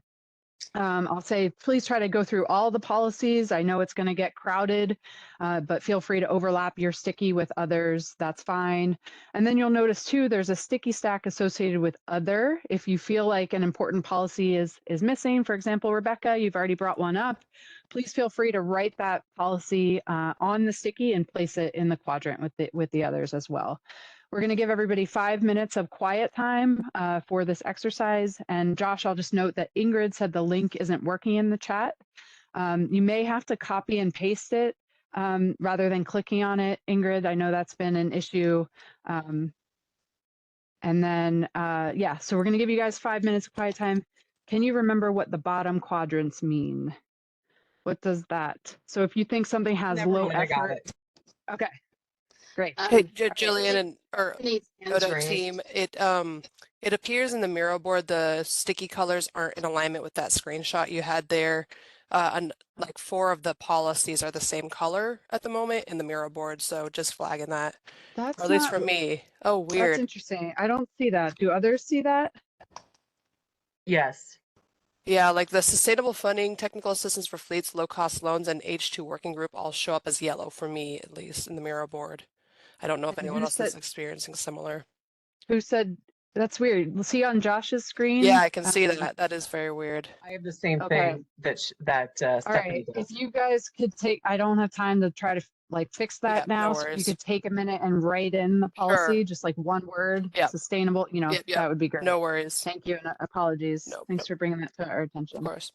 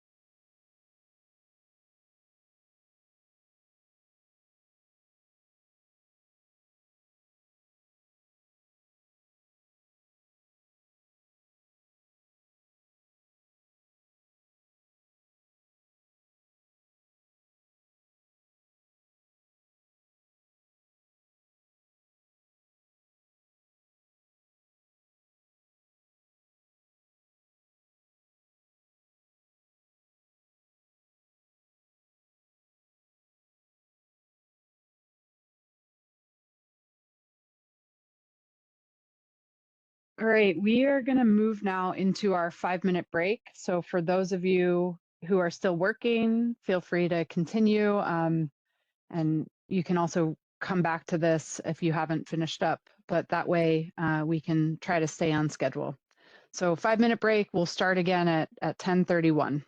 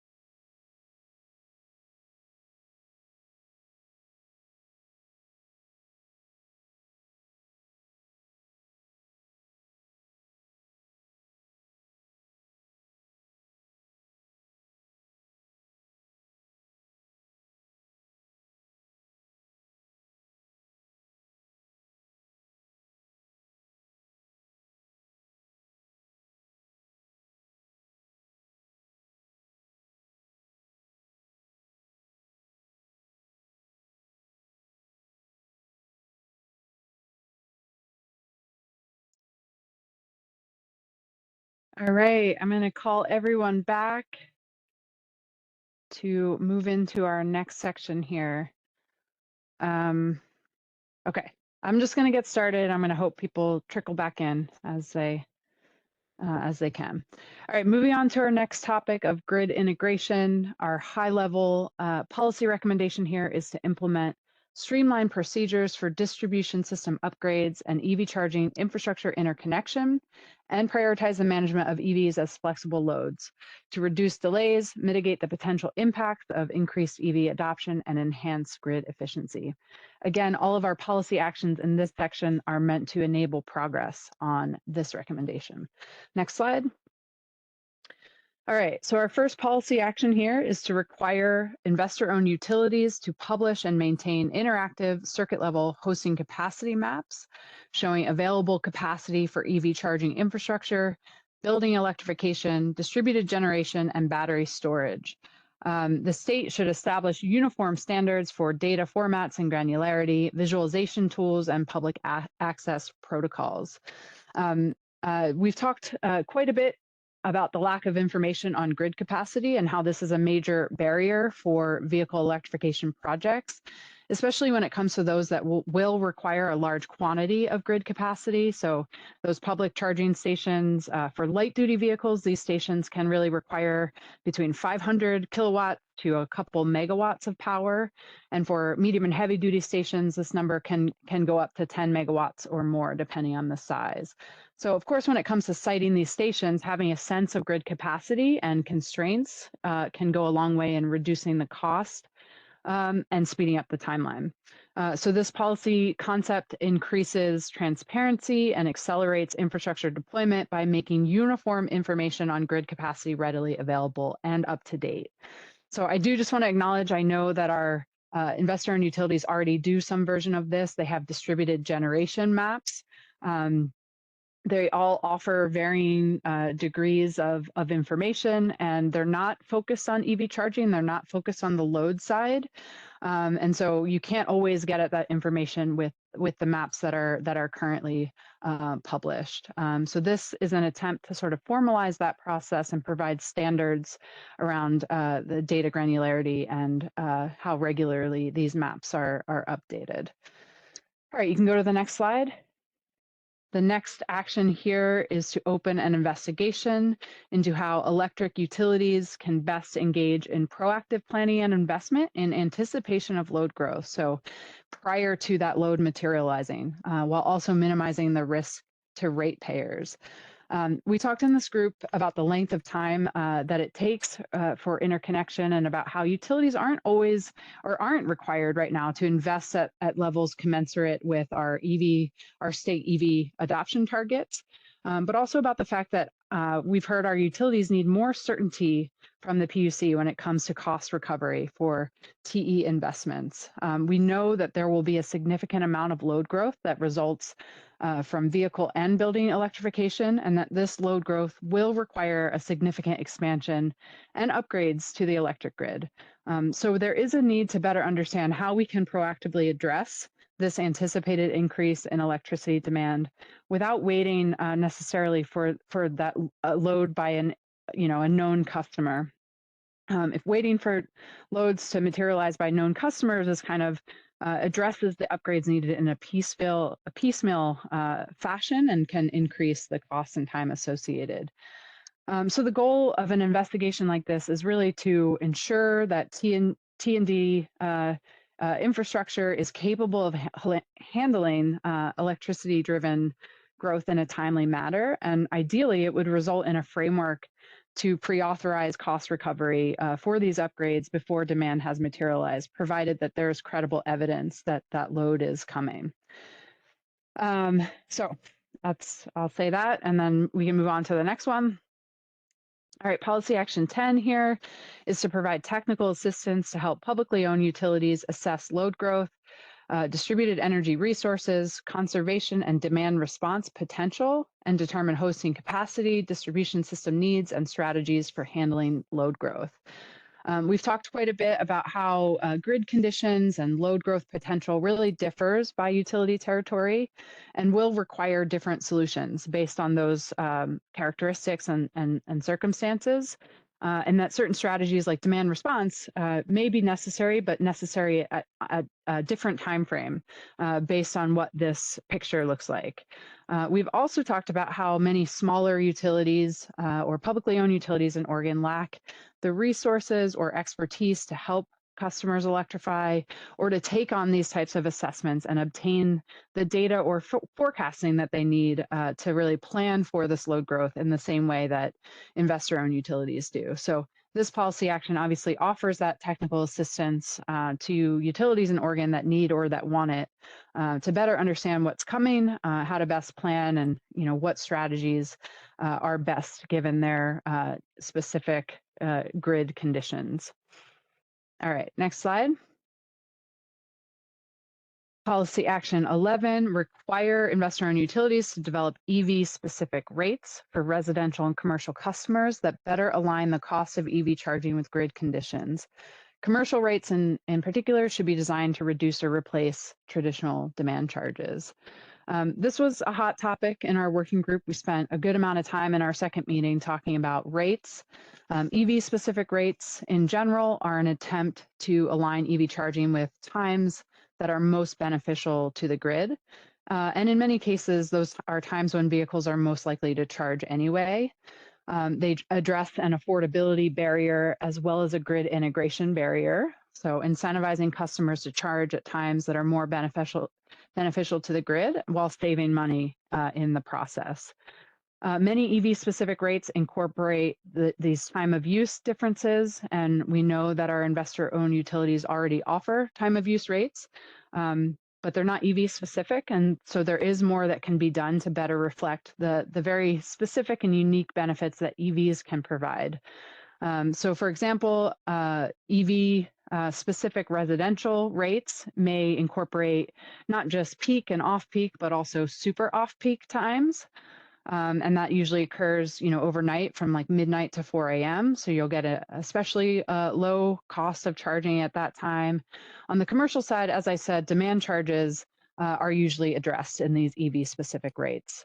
So we've talked a lot about how demand charges present a significant barrier, not just for fleets, but also public charging stations, particularly those that are expected to have low utilization in early years.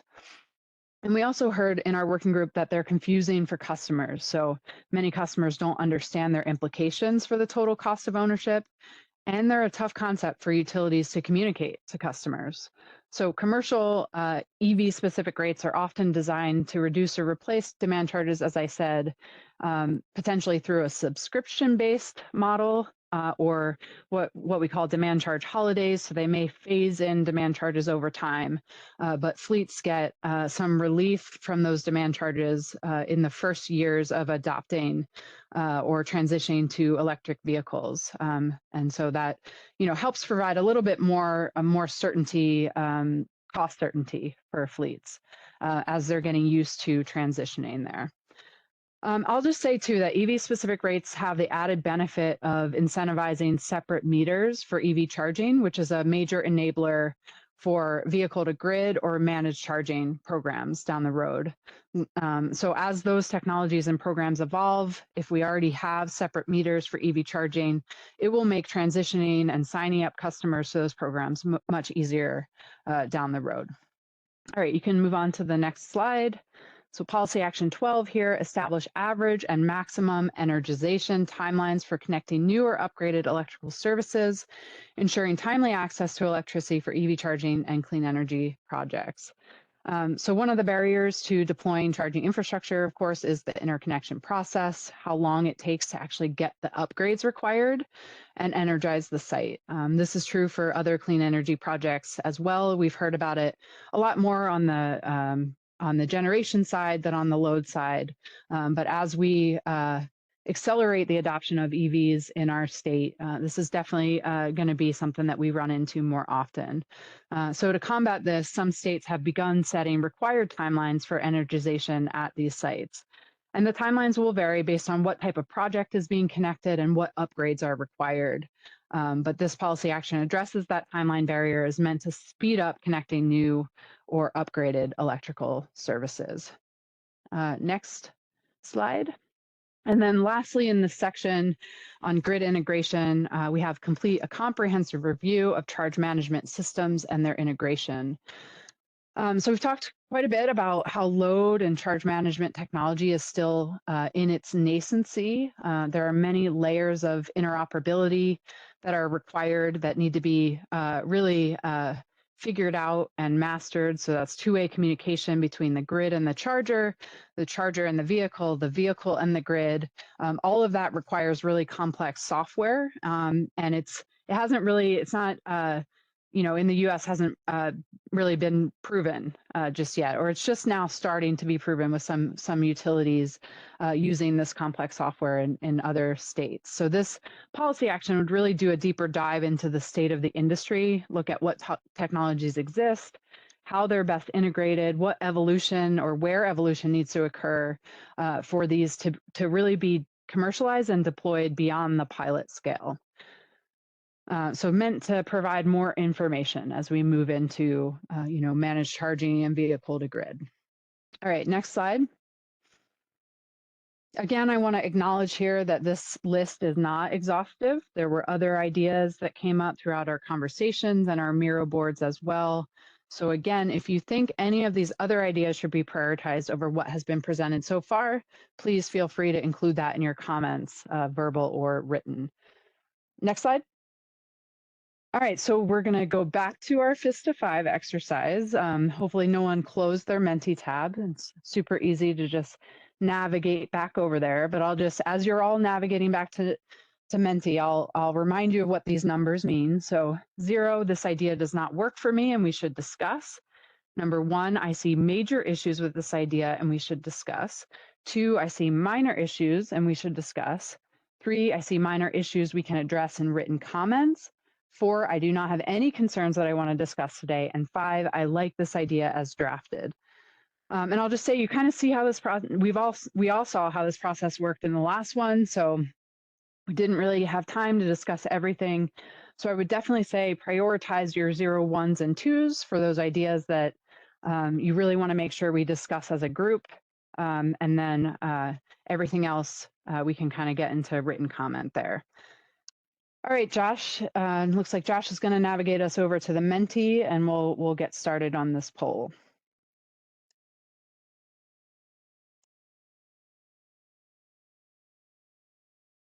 All right, first one here, require IOUs to publish and maintain hosting capacity maps showing available capacity for EV charging, building electrification, distributed generation, and battery energy storage systems.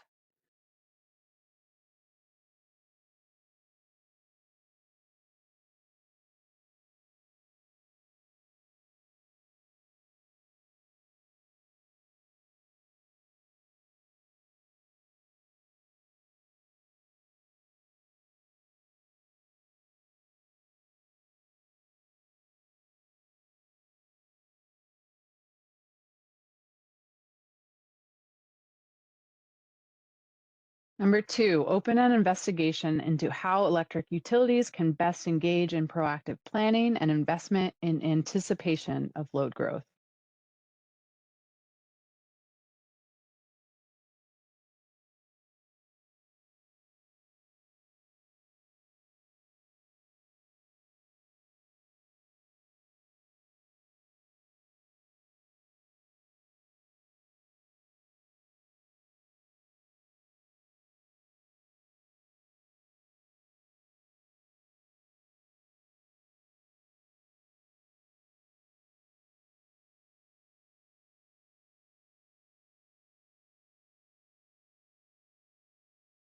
Number 3, provide technical assistance to help publicly owned utilities assess load growth, distributed energy resource conservation, and demand response potential.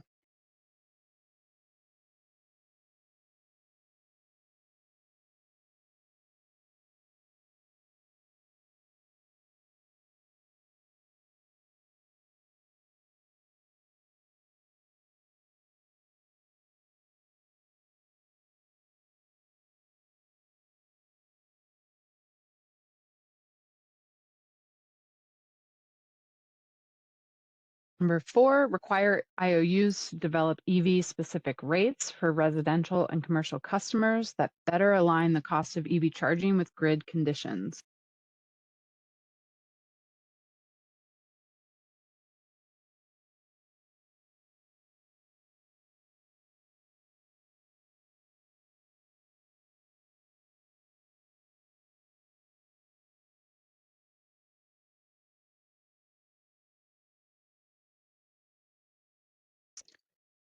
Five, establish average and maximum energization timelines for connecting new or upgraded electrical services, ensuring timely access to electricity.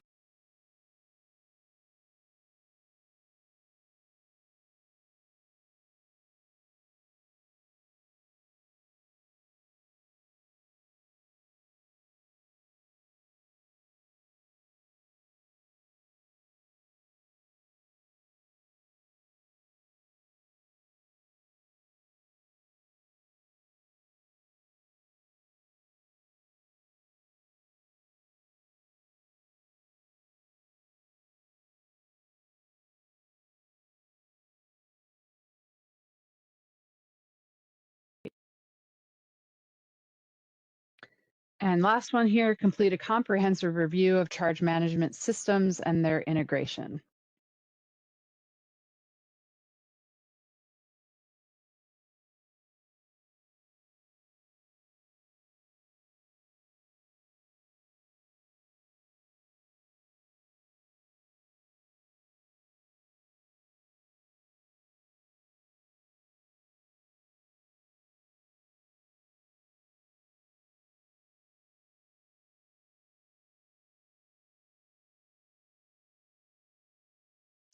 All right, I was about to say I didn't see any zeros, but someone went in and threw a 0 in our last policy action here. So I think we should start with that one. So Josh, if you could pull up policy action 13. And Jessica, I'm going to kick it off to you to lead us. Thanks, Jillian. So I'm just going to give a heads up to all of the folks in the utility space that I'll be leaning on a lot of you to provide us with some input on these things, regardless of how you answered, because obviously a lot of these are focused on the utilities. So with this one, we did get someone who voted a 0, 0, 0. Got major problems with this. Could that person come off mute and describe for us what the concerns are? Well, now I feel singled out, Jessica. I'm so sorry. That wasn't my intention, but go ahead, Brett. Yeah, CMS systems are definitely nascent in the industry and constantly being better understood. My concern with a comprehensive review at a state or regulatory agency level, even with utility involvement, is going to drive toward a one-size-fits-all solution in an industry that does not have a one-size-that-fits-all. Maybe I need to be better educated on what the potential outcome or desired end result of such a study would be. But this is a concern for me. Thanks, Brett. Maybe I'll then open it up for people who want to respond about why they thought it was a 5. It looks like Jason has his hand up too. Yeah. Thanks, Jason. You go ahead, but folks who had a 5, let us be ready to jump into. Yeah, and I think and for those who gave it a 5, correct me if I'm wrong, but I think the idea here is like how do we utilize the CMS systems to provide additional benefits to the community, whether it be power sharing or whatever the case is. And I think that's a lofty goal, but I think Bro's right. The CMS systems, with our chargers and our trucks, we've actually used multiple CMS systems just because they're so brand new. I mean, ours are Daimler Detroit e-fuel chargers, and they're developing their CMS system. But as they develop it, it's got a bunch of features, but didn't have the features we needed in order to maximize our cost savings with the utility company. So I actually ended up having to switch to a separate CMS system. It's a third party. It's not with Daimler. It's a completely third party. They're more of a technical company that just provides software, and so they're able to to produce that software much quicker and provide the features, but it's still brand new. And even that software, as advanced as it is, it's still every week I'm getting updates on new features and different ways to use it. I think it really is I think it's a lofty idea to say, hey, let's have this comprehensive review, but you do a comprehensive review on the 10 companies that do CMS software right now, and in a year you're going to have 50 companies, and in another year it's going to be 100 companies. I mean, it's developing so fast. I don't know. I think what may be better, and I think this is kind of might be what we were talking about, is maybe not necessarily a comprehensive review of the CMS, but maybe kind of creating standards to say, hey, these are some features that we think would help benefit an integration between CMSs and utilities or the grid. I think that would be more better. Boom, Jason. Write helpful. that down, everybody. Flexibility from the utility side on APIs or connectivity to CMSs. That will make this industry so much more flexible and be able to see this space mature. So Jason and his fleet and any other fleet down the road can find the right solution for their unique operational needs. 100%. Love that. I love that creative thinking. I appreciate Jason and Brett that input. I do. Oh, go ahead, Jason. Jump in from the utility side. I agree with you guys 100%, and I voted 5 on this one, with kind of that in my mind, I guess, is to where it might go, but like a consensus building strategy and the state getting involved from that perspective, I think would bring the biggest value. It's kind of like an ASTM type standard that we could get everybody on the same page of what that would look like, because as a utility, trying to manage through all of those like 50 platforms is probably not efficient. That's great. I really appreciate this discussion. This is incredibly helpful. Nancy, I saw your hand was up and then it went down, and I just want to make sure. Everyone is sort of expressing kind of where I was at, and I think kind of like the state sort of driving this. I think I don't have anything more to add, really. I think just what's been expressed kind of reflects our views too. Thanks, Nancy. I appreciate that. So I would like to move us on here. I just want to verify, Jason, your hand is still up. Is that from previous, or did you have something else you wanted to add? Okay, it's down. Great. Let's go to.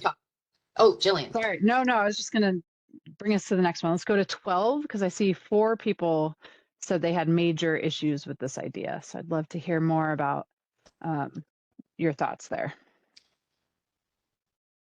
And I'll just say, I don't know where you voted on that or indicated on that, Brett, but I hope you're not going to be singled out now, because there were at least 4 people who had that issue.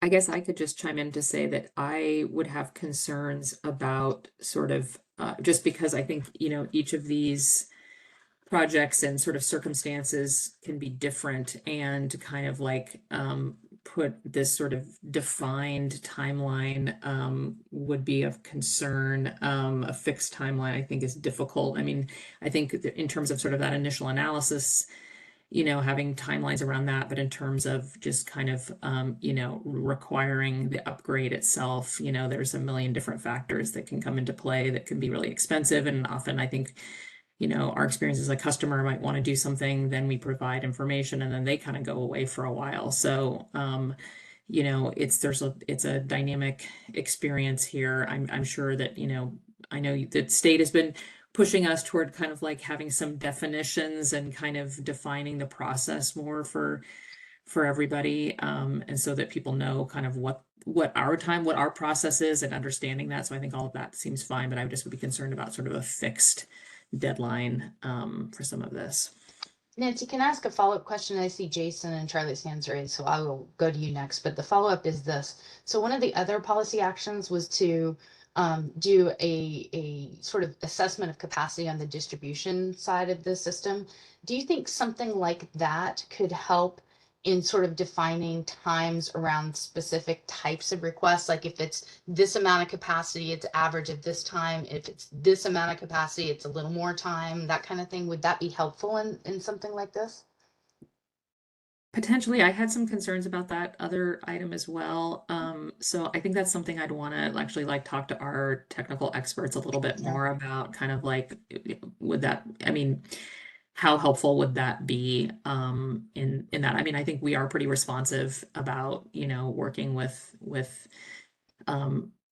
customers and applicants and things like that as quickly as we can. So I don't think that has been an issue. I guess I would just say that I think, when we talk about upgrading electrical services, I mean, a huge issue is transmission and all the obstacles. I mean, we can, I think there was a different question about that I certainly want to make a comment about that being, I think, one of the most substantial obstacles we have right now.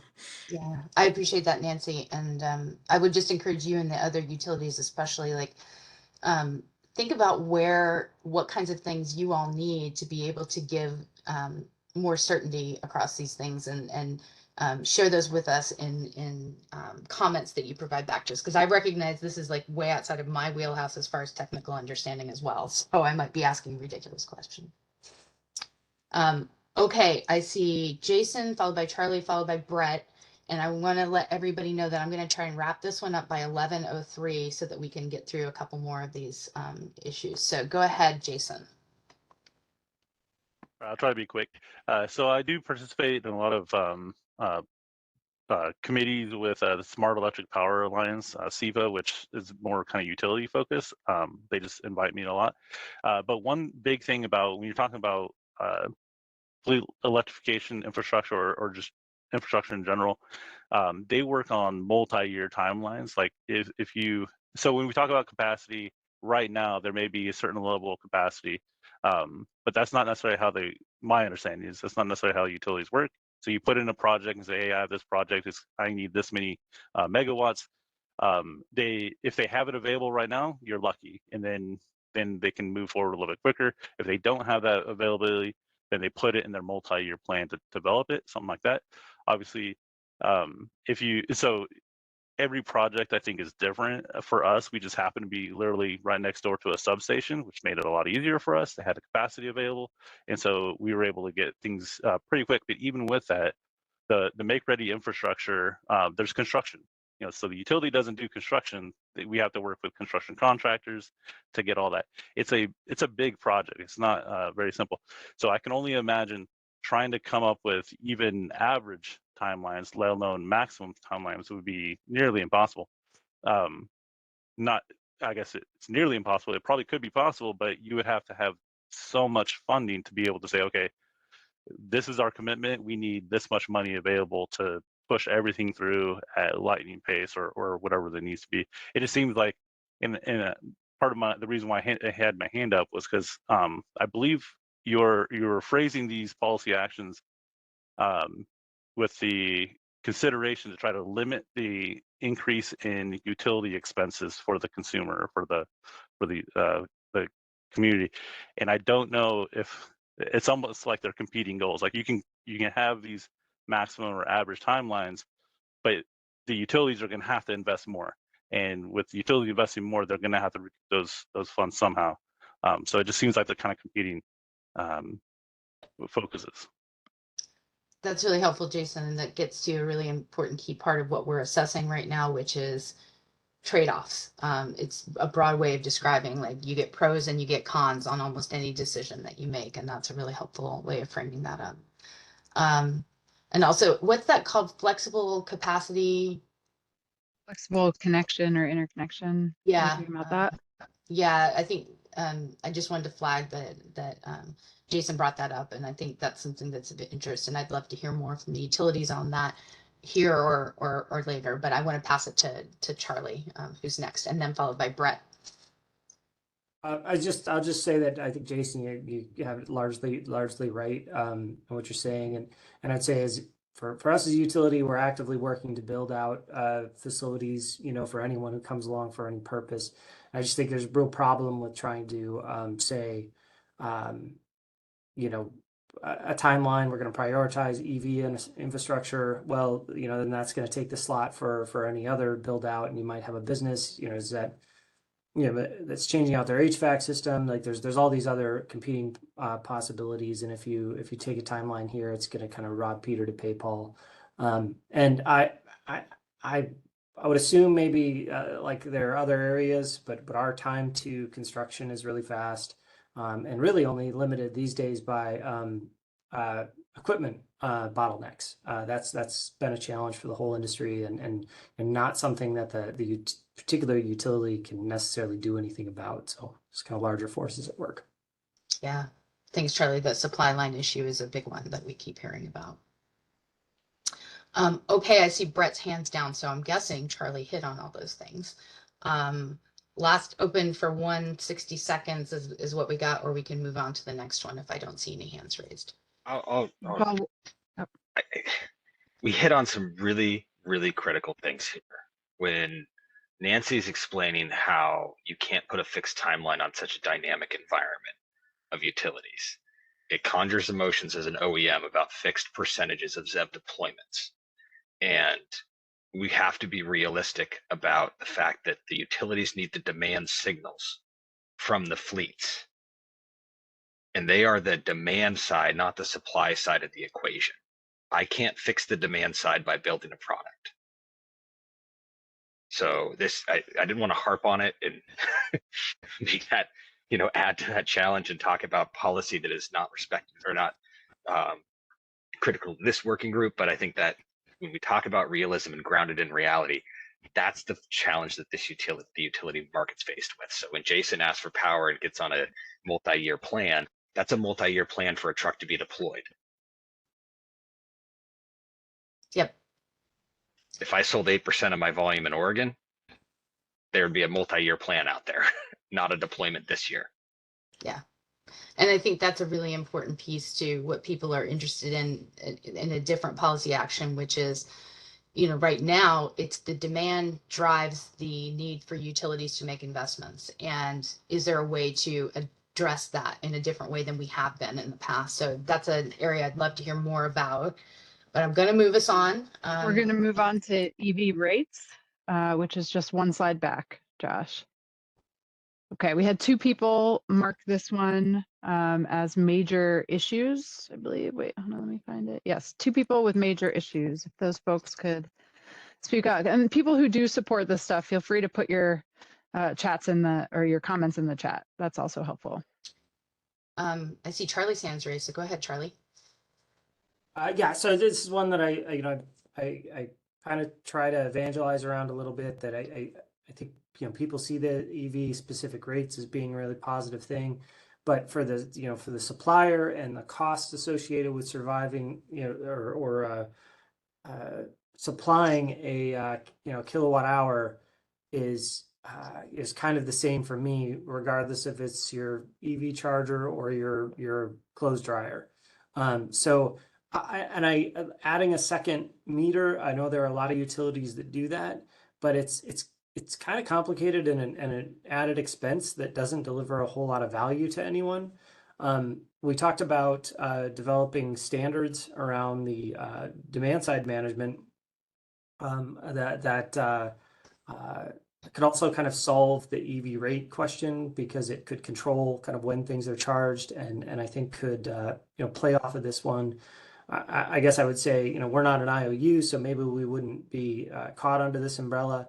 But I think it doesn't bring all that much value, and the utility has to recoup their costs somehow, regardless of what the rate structure is. So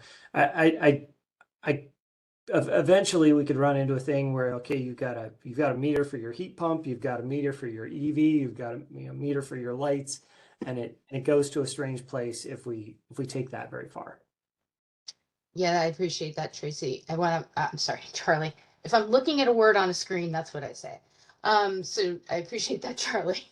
I have a follow-up, because I think you mentioned this in the previous meeting, and if you didn't, I apologize. But that indication that, like, right now there's no price signal to you all as a utility to do specific rates to address anything. My question then would be, as a follow-on, would be, if that's the case today, but as we see like EVs becoming a bigger part of grid management, and let's say that you have in particular a big fleet of vehicles that are out working during the day, but they all are back at base by quitting time, 5 o'clock. And some fleets don't operate like that, but some do. And they all plug in right then, that could be a real drag on the electric grid at that particular time. And so I'm just curious if you're saying this is the situation now, or if you're saying it's a situation now, but in the future we'll be reevaluating, and at some point maybe it becomes something that we're interested in considering to help address our peak load needs.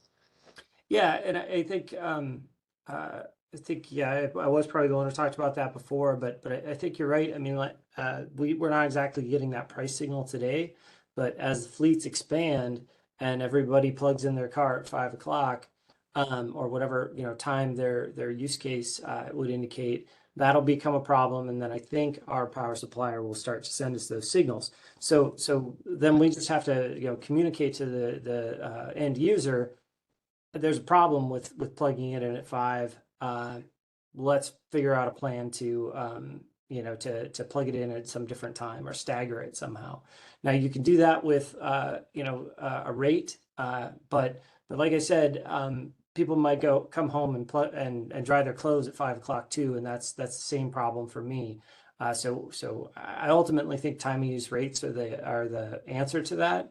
And it would apply to all loads coming on or off the system, those price signals that we would then send back. But yeah, it's true that we're not getting that price signal today, but I think as broader electrification, vehicles or otherwise, puts more of a strain on our facilities and generation, we're all probably going to move to some kind of time of use rate. That's great. Thanks, Charlie. I appreciate you adding additional information there. And I see Brett's hands raised, and I think that after Brett's done, I'll move on so we can get to another one. Yeah, I definitely echo a lot of what Charlie's saying here. I just want to talk about commercial briefly. It should be carrot oriented and not stick oriented. If we are sitting here quantifying the cost to society and the benefit of this transition, that should be shouldered effectively by that party. There are plenty of times when as we talked about, trucks dwelling at night to charge. There are great opportunities for time of use rates to influence charging patterns, both residential and commercial. But there are also use cases on the commercial side where it is not discretionary like it is on passenger car EV. And so there needs to be really strong policy and flexibility around a carrot and not stick for charging electric vehicles and electric trucks when they need to charge. So I'm fully supportive of eliminating demand charges in place of time of use, but being very pragmatic about the realities of the commercial sector. I think that's great input. Thanks, Brett. All right. I just want to ask very quickly, Juan's hand was up, and did you want to add anything? It went down. No, thank you. Okay, thanks. All right. Let's go to policy action 8, Josh. Capacity maps. We had two folks say major issues with this one.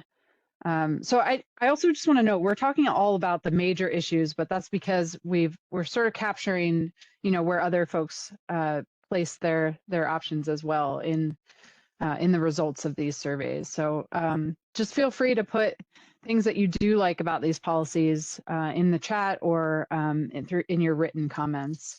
But all right, with that, major issues with the hosting capacity maps.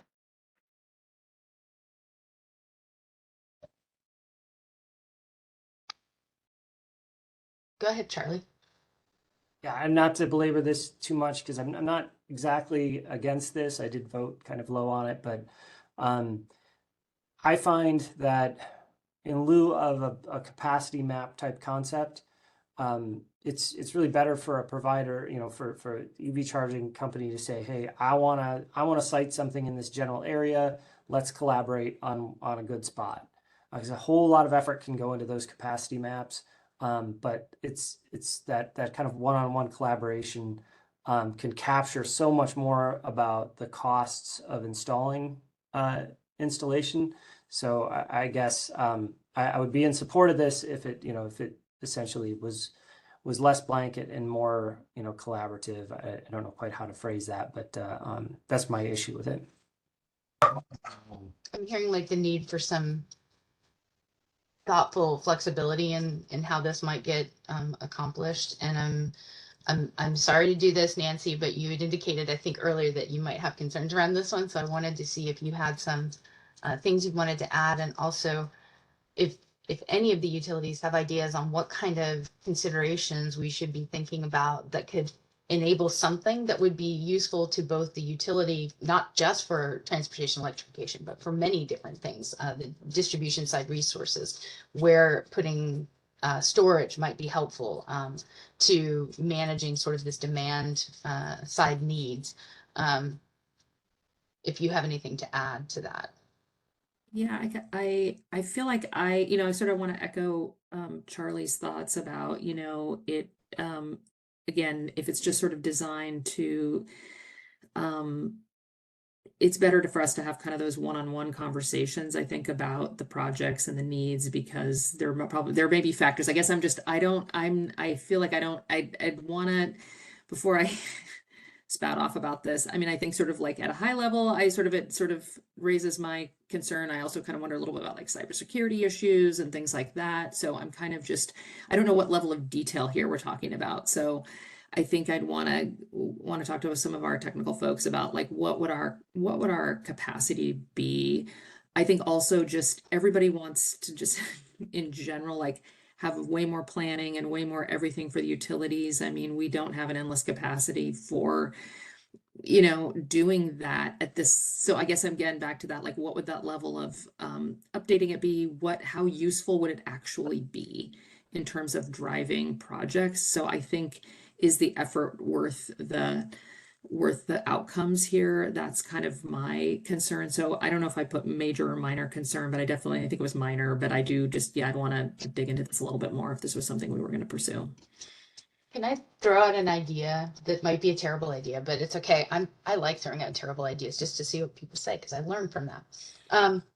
Is there a need for like a utility working group to maybe have the ability to put together like what the art of the possible is around this, like understanding that there's these challenges involved, but where we could make it easier for people to figure out what the costs and the timelines might be to getting charging infrastructure in place, because I think that's the real barrier we're trying to address. And maybe this is too broad and too overarching, but instead maybe we could put it back to the utilities and say, got it, what do you guys think? Come up with some ideas on how we could get to what we're trying to get to.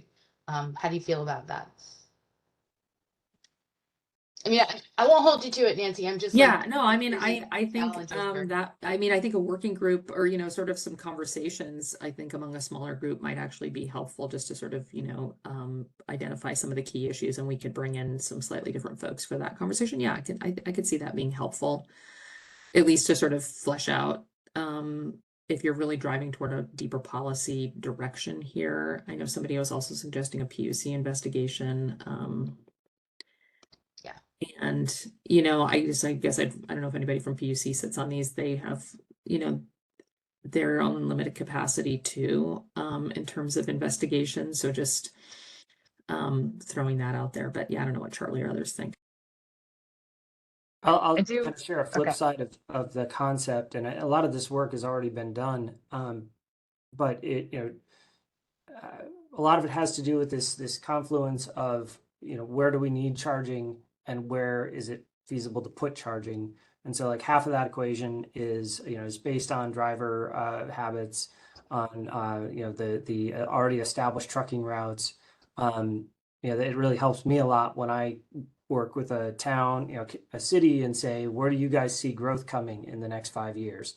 Mm-hmm. Okay, then I can work that into my multi-year plan. And the same could be true for any kind of electrification rollout, is having that collaboration on, where do we expect to see these loads come on? And we can kind of guess at it, it's along transportation routes, and I was involved in the TINA group. And so a lot of that work's kind of already been done, but that could be an answer to this question. Jillian, did you want to add to that? No, I want to move us along just because we're behind schedule. Yep. Let's do it. Apologies, everybody. Yeah. So we're going to go back to the Miro. I think you guys know how to do this at this point. Hopefully there's no weird sticky colors, but if there are, Just try to write the policy you're trying to place in the sticky, and we'll give everyone, let's say 4 minutes so that we can try to get back on track. Jillian, did something change? Because this last go around, I couldn't utilize the stickies, but the first time around it worked great. So I don't know. It shouldn't have, but Josh, can others access the stickies? Let's start with that. I see some people moving them. Yeah, I see some people moving them. Do you want to try again, Jana? I'll try again. Okay, thank you. Okay.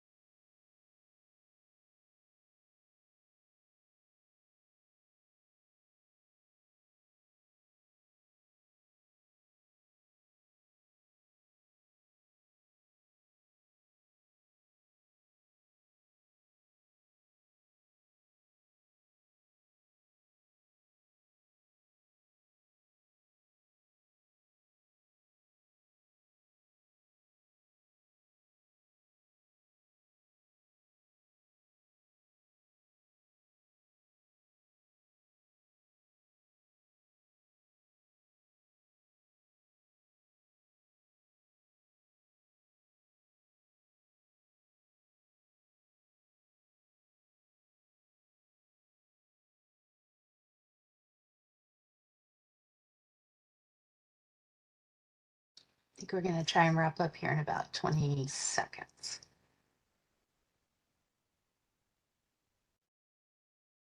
I'm not even showing anything moving on my map, so I don't know what's happened to me, but never. Did you maybe refresh it on the browser or close it out and try the link again? I'll do that. Thanks. And I sent you an email with the link again too. Thank you.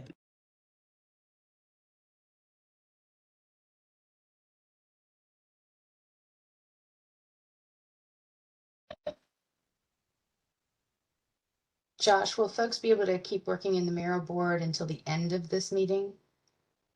Yes. Great.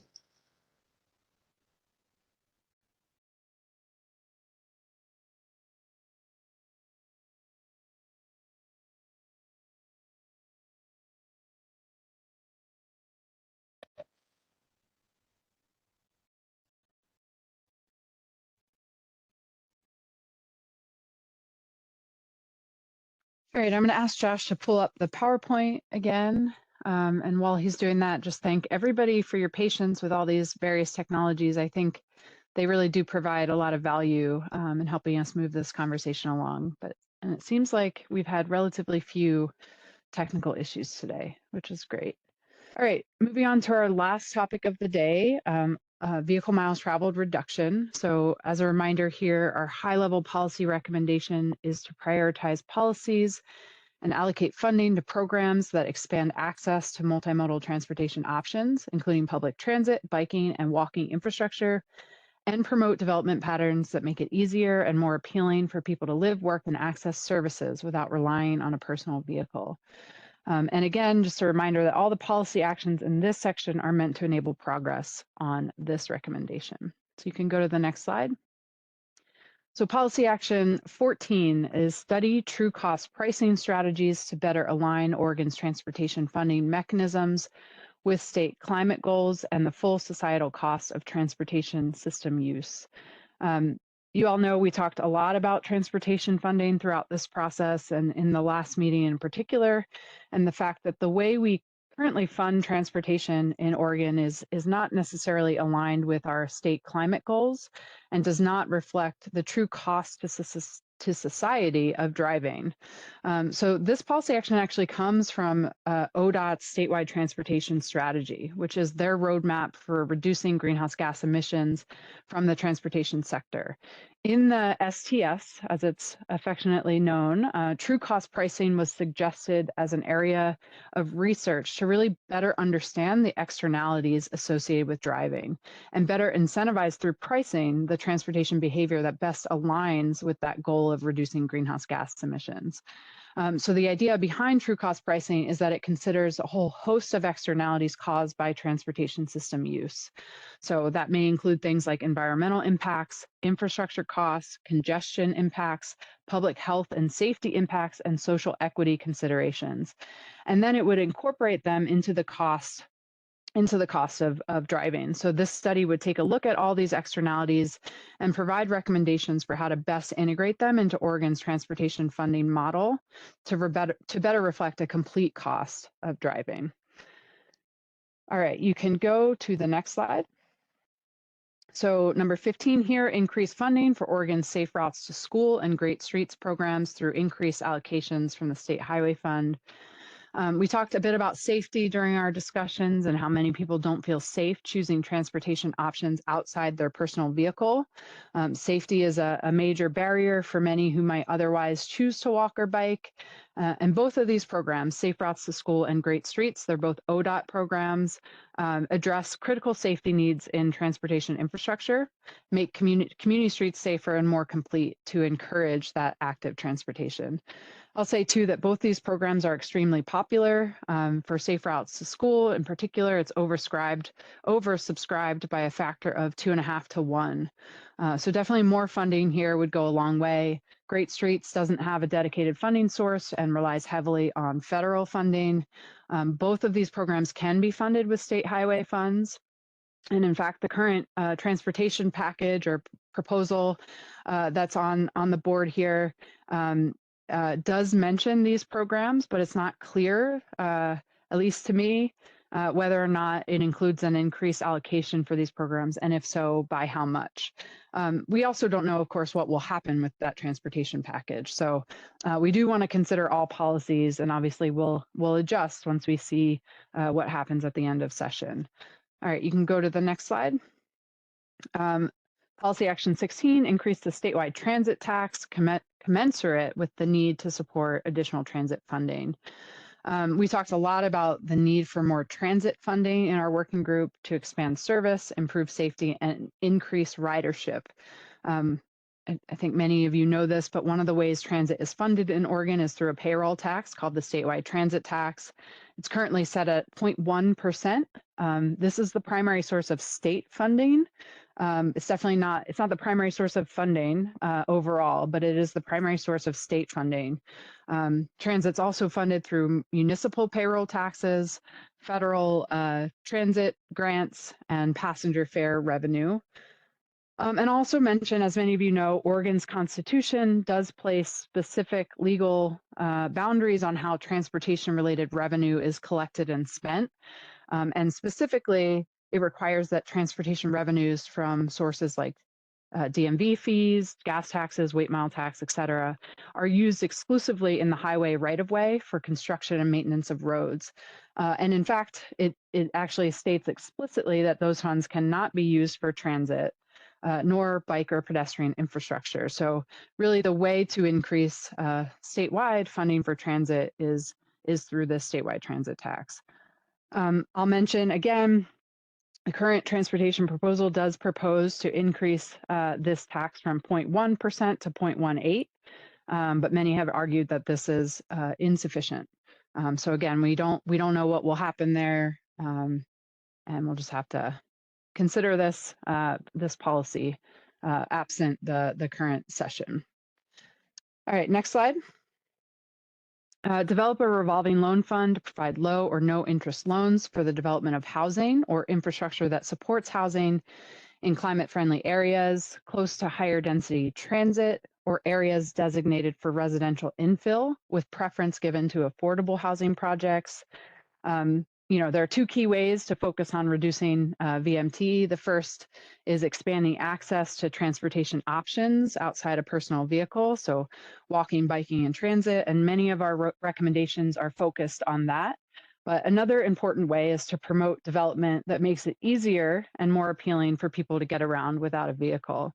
So that's kind of the intent behind this policy action. It focuses on the latter, but by providing low-cost loans to support housing in areas that are more walkable and closer to the services that people need access to, like businesses, parks, schools, and transit. I will just acknowledge here that there was a bill in the 2025 legislative session that was very similar to this policy action. It has since died, so no longer on the table for this session. You can go to the next slide. All right, policy action 18 establishes statewide e-bike incentive that includes prioritization of and higher incentive levels for income qualifying Oregonians. We haven't talked verbally a ton about e-bikes in this group, but they came up in a bunch of the stickies. So I'll just share that e-bikes really have the same benefits of other active transportation modes. They can improve personal health and reduce driving if replacing a car trip. But electric bikes in particular are especially appealing as a VMT reduction measure because they do appeal to more users and can accommodate more applications.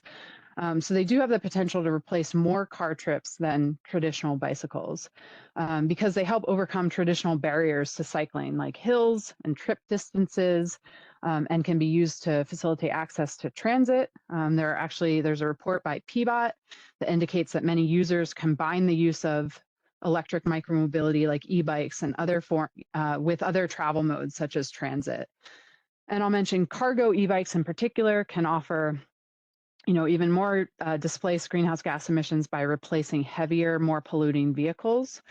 And they're also more affordable than electric vehicles, of course. So there's an equity component here, and they don't require a license to operate, so they can potentially increase equitable access. So for all these reasons, e-bikes can be seen as an enabler of VMT reduction. The upfront cost remains a hurdle for many, as e-bikes are more expensive than traditional bicycles. They can range from $1,000 to $10,000. And so while they're much cheaper than cars, they can still be too expensive for low or middle income residents. I'll acknowledge here that an e-bike incentive, a statewide e-bike incentive, is something that has been brought before the legislature a few times before, but we have not seen it pass yet. Next slide. All right, we got two more. So policy action 19 here is to amend ORS 267 to grant transportation districts the same tax authority as mass transit districts, specifically the ability to enact or increase payroll or self-employment taxes within specified limits by board ordinance rather than through voter approval. We've talked, again, this goes back to this need for more transit funding to expand service and safety and ridership. And then we've also talked about how when it comes to statewide funding, that is primarily coming from the statewide transit tax, but municipalities also raise funds locally through these municipal payroll taxes. And in fact, at least for the larger districts, I'm not sure about the smaller ones, this is a primary source of their funding. Actually, about 70% of funding for public transit nationally comes from these local tax sources. We heard in our last working group meeting that mass transit districts don't have the authority to increase their local payroll tax by board ordinance.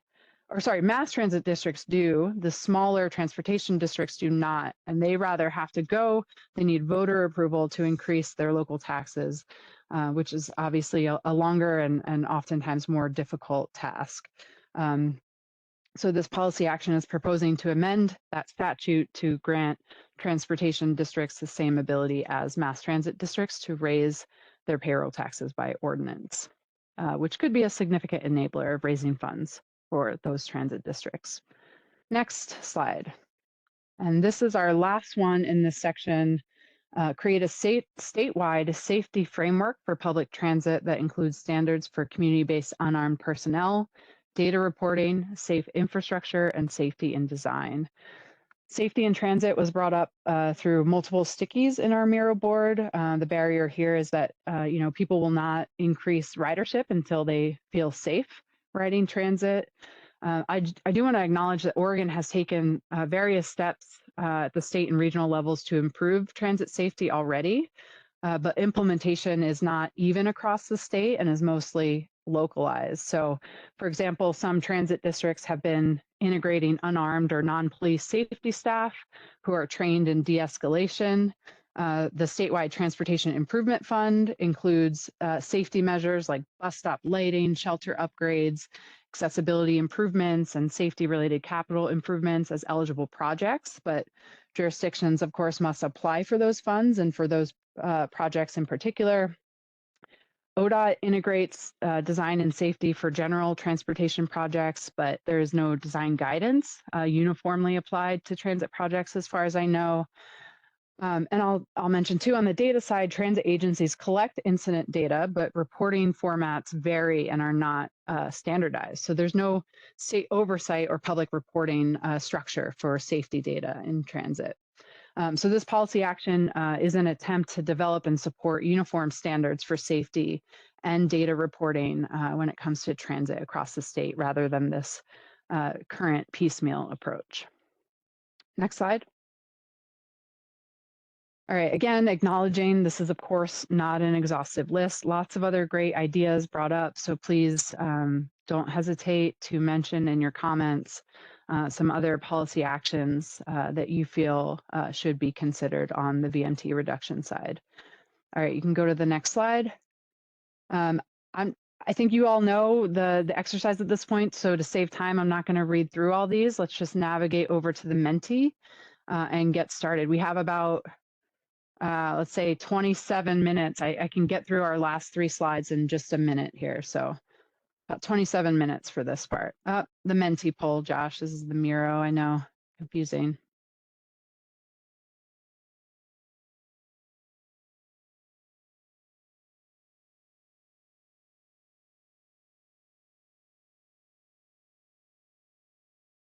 All right.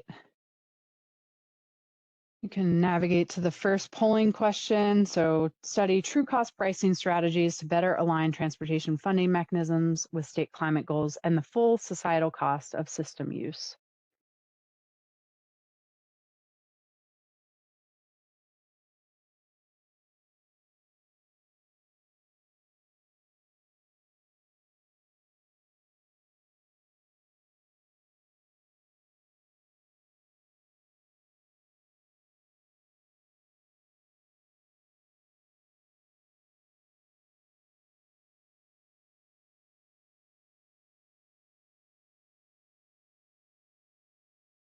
All right, number 2, increase funding for Oregon's Safe Routes to School and Great Streets programs through increased allocations from the State Highway Fund. Jillian, I'm having the same problem on this page, so sorry. Oh no, Jana, do you want to drop? You can drop your choices in the chat as well. I apologize.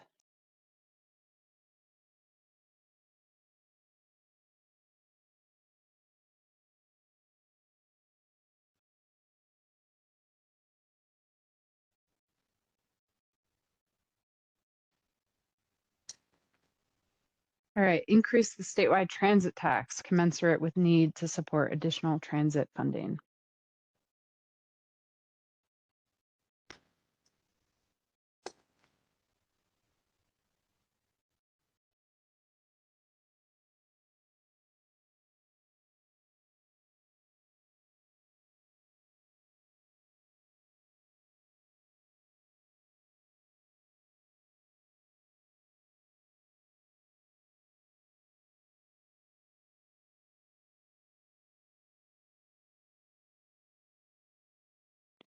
All right, develop a low, no interest revolving loan program for the development of housing in climate friendly areas close to transit or areas designated for residential infill.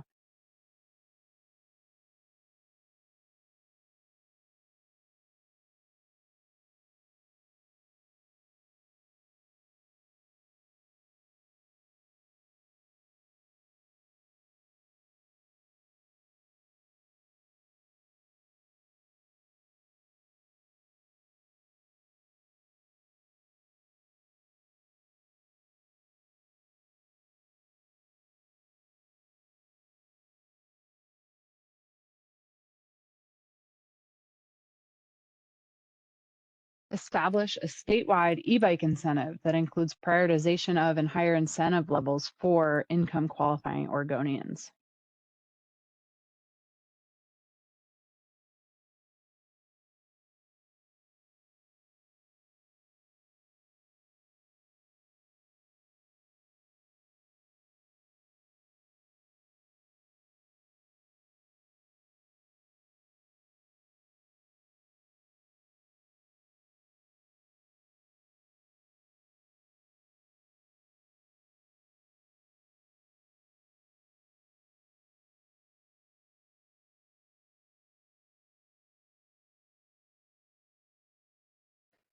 All right, amend ORS 267 to grant transportation districts the same tax authority as mass transit districts.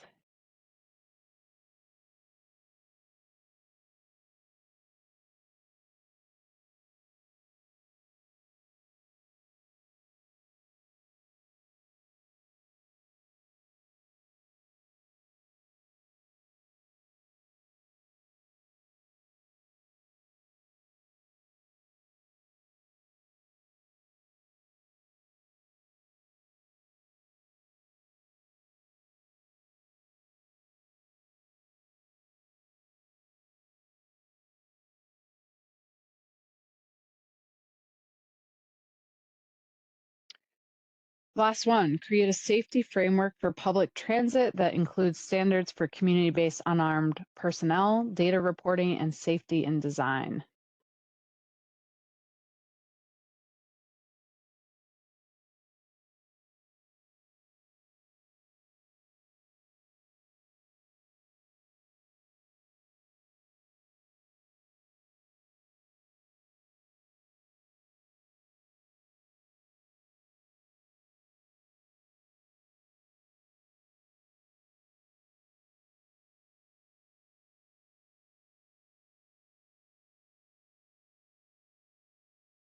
All right, you guys are pros. I'm going to start us off with the e-bike incentive because we actually had the most people on that one flag it as minor issues. So that's, gosh, I should have these memorized by now. But Josh, policy number 18.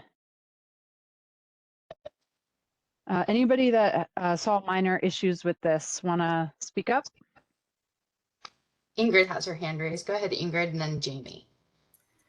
Yeah, I'm have been fighting for an e-bike, a statewide e-bike rebate program for a while. So in concept, I'm completely supportive of this. Just from the city of Portland's perspective, we do have the PSEF, so Portland Clean Energy Fund e-bike rebate program for low-income community members. And I would want this to be either able to layer with PSEF and or help or benefit a population that isn't already helped by PSEF.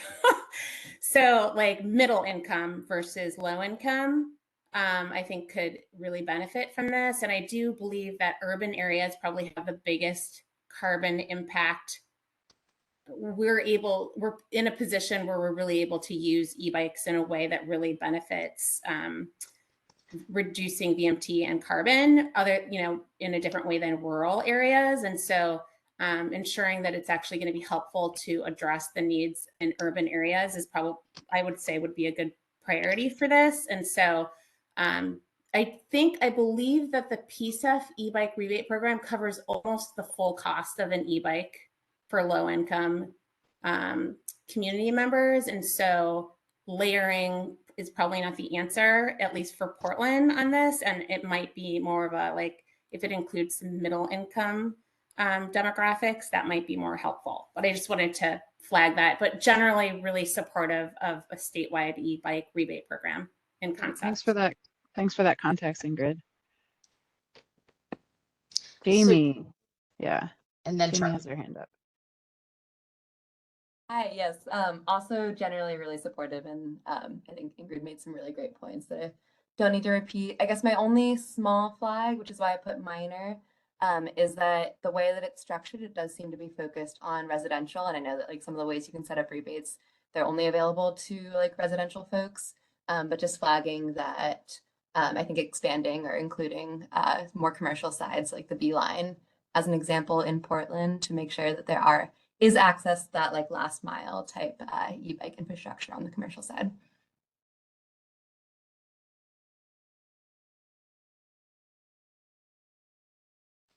Great, thanks. Charlie. I'll just tag on that. I think we've seen a big influx of e-bikes in our rural communities, and that when any town of 1,000 to 5,000, 10,000 people can also be really fertile ground for that. And those kind of incentives are a lot harder to pull together in some of the rural communities. But when you can commute to the other side of town in 10 minutes by bike, that's also a really useful use case. Thanks, Charlie. That was really great input. I think I will move us on to the next topic. Jillian, where were you? Yeah, so the results somehow disappeared. So I'm going to go from memory here. I believe there were a few, let's see, let me think about there were a few that flagged major concerns, or at least, Jan, I know you did in the chat, major concerns with increasing funding for Oregon's Safe Routes to School. So we can move on to that one. That's policy action 15. Yeah. As Josh grabs that one and pulls it up, does anybody want to jump in and explain what their major concerns were and if there's some adjustments that could be made to address it?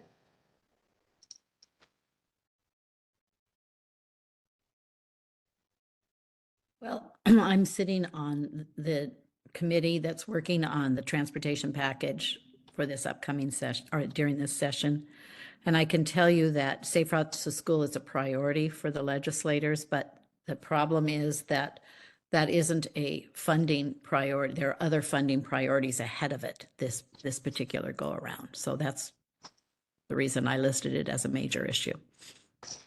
So the issue is that you don't think that there's going to be funding for it, but you don't have an issue with the prospect of increasing funding. It's just a matter of you don't think that'll happen. Well, I guess I may have an issue with the prospect of it because I think ODOT has other priorities that need to come in prior to that. Sure, I get that, but my concern is, Jen, I'm trying to dig down into do you have an issue with this action itself that we could adjust? I'm not sure I understand your question, Jessica. I apologize.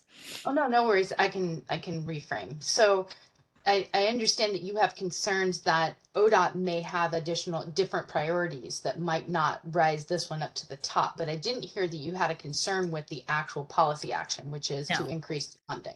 Well, okay. I do have a policy. Yes, I do, because I think that funding would come out of other programs that are more important. Okay, that's helpful. Thanks. Thank you.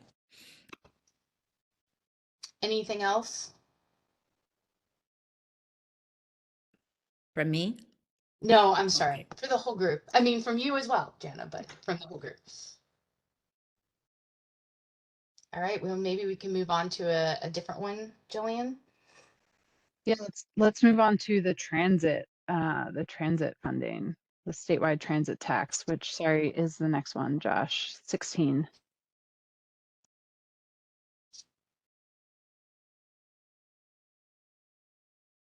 So anybody who had major or minor problems with this one, it'd be great to hear your thoughts.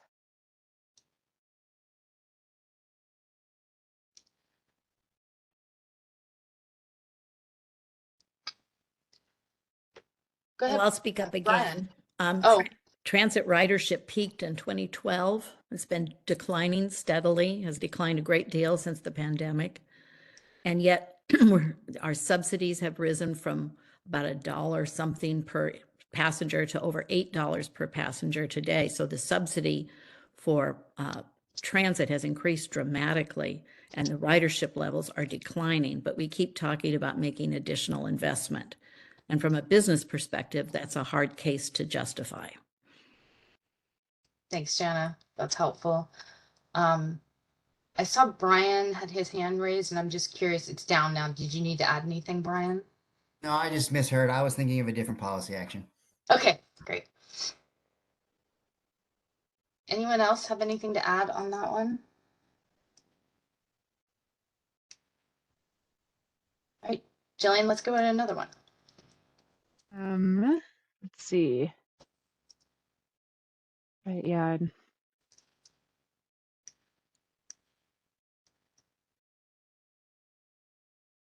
We can look, oh, well, I know Brett said in the chat, we have one vote on the safety framework, minor issues, and Brett, you said it doesn't go far enough. I'd love to poke at that a little bit, hear what else you'd like to see in that safety framework. Oh, just a very personal approach to this one. I would like to have encouraging levers to use public transit systems as opposed to the litany of discouraging levers. I'll say that differently. I'm a 6 foot, 185 pound man that is fit, and I don't like riding it because I don't feel safe. Definitely not taking my kids on it. Okay. There it is. Make public transit safe, and I'll use it. Great. Ingrid, I see you have your hand up. Yeah, I agree with Brett 100%. Especially as a woman of color and my children, just I'd love for them to take public transit after dark, unless they're with another buddy. We just don't feel like it's safe, even though I'm a huge supporter of public transit. And so I agree with Brett that it might not go far enough. I think we just need to be really cognizant of police and putting armed people with potential bias on transit. I think I guess, it's hard to say whether or not it goes far enough at this point because we're still trying to explore what that actually means, what the action actually means. But this is a really important one, in my opinion.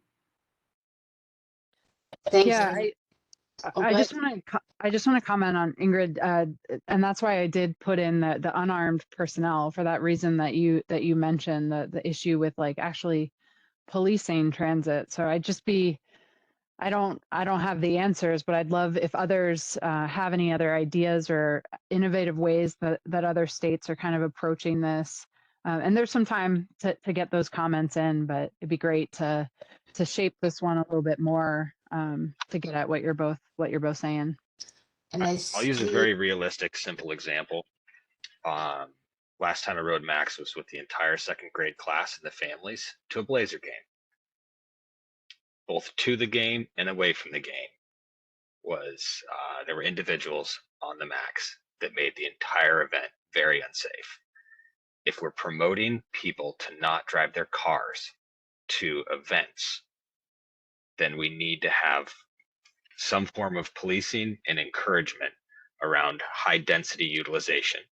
And that will promote more people to use the space and use that transit system more often. If I'm being asked to use it for a game day or an event and it feels unsafe with my 8-year-old, I'm never going to use it in my personal day-to-day. And I think that's one of the key reasons that transit ridership is down so substantially. Thanks, Jana. Really quickly, I see we have Brian, Logan, Marshall, and Jessica. You're going to get to them, but I just want to interject really quickly and ask, like, is this a TriMet problem or is this a statewide problem? Does anybody know? I'm speaking for Eugene. I would say that it's probably a statewide problem. I don't know to just add a little context, and this is what I raised my hand about. I understand the comments about personal safety, but I also just want to flag for the group that the large increase we've seen in fatal and serious injury crashes since the beginning of the pandemic has been incurred by unhoused community members because they have such high rates of traffic exposure. So when we're talking about something like community-based unarmed personnel intervening, I also want to balance that with recognition that just kicking folks off the bus without any support, puts them at further, risk of that traffic exposure and that traffic crash. So I just hope that any type of intervention wouldn't hopefully include getting them, to some type of resource or safer location rather than just removing them from transit. Thanks, Logan. I appreciate hearing that. And also, I know they allow for the max to be a place for people to go during heat and cold events sometimes. And so thinking about those challenges is helpful. I do want to flag, there's a couple people with their hands raised, and I want to make sure they have time to join in. So Brian, go ahead, and then Marshall. Thank you, Jessica. This is the policy action that I raised my hand about last time. So I agree. These are all great feedback and very important issues. And I will defer to my transit colleagues who are on the call here. But in my experience, these are two separate issues that we may be combining a little bit. When we're talking about safety to reduce crashes and improve access to stops, that's really about infrastructure engineering standards. When we're talking about safety and security at stops and stations, that's really about landscape architecture and how those sites are designed and law enforcement that goes at those sites. So I think these are both equally important things. So if we wanted to keep both of those concepts, maybe it would be worth separating, safety to reduce crashes and incidents, and then safety and security of using transit. Thank you. Thanks, Brian. Helpful context. Appreciate that. All right, Marshall, go ahead. Yeah, I just want to kind of mirror some of the safety concerns, but there's a couple other concerns that construction workers have as well. One is just pure availability to get from one side of the town to the other at the time where they start work. So currently there is no bus system from the east side of the city to Intel, which is a site that employs 20 to 30% of our membership at any given time. And then construction workers are mobile throughout the day. They need to go from point to point, place to place. So not only do we have safety concerns, but they have tools and materials that need to go around to different job sites, and mass transit just simply does not work for that. So wanted to get that out there. Thanks, Marshall. Appreciate that. Any other comments? I'd just say that, like, from the rural communities we serve, we don't have access to that kind of mass transit. They do actually remarkably well, all things considered, with what little we have. So we just don't have the same problems you guys have over there, but we also have kind of challenges as how to get people around. And so the solution isn't going to probably work for us because of scale.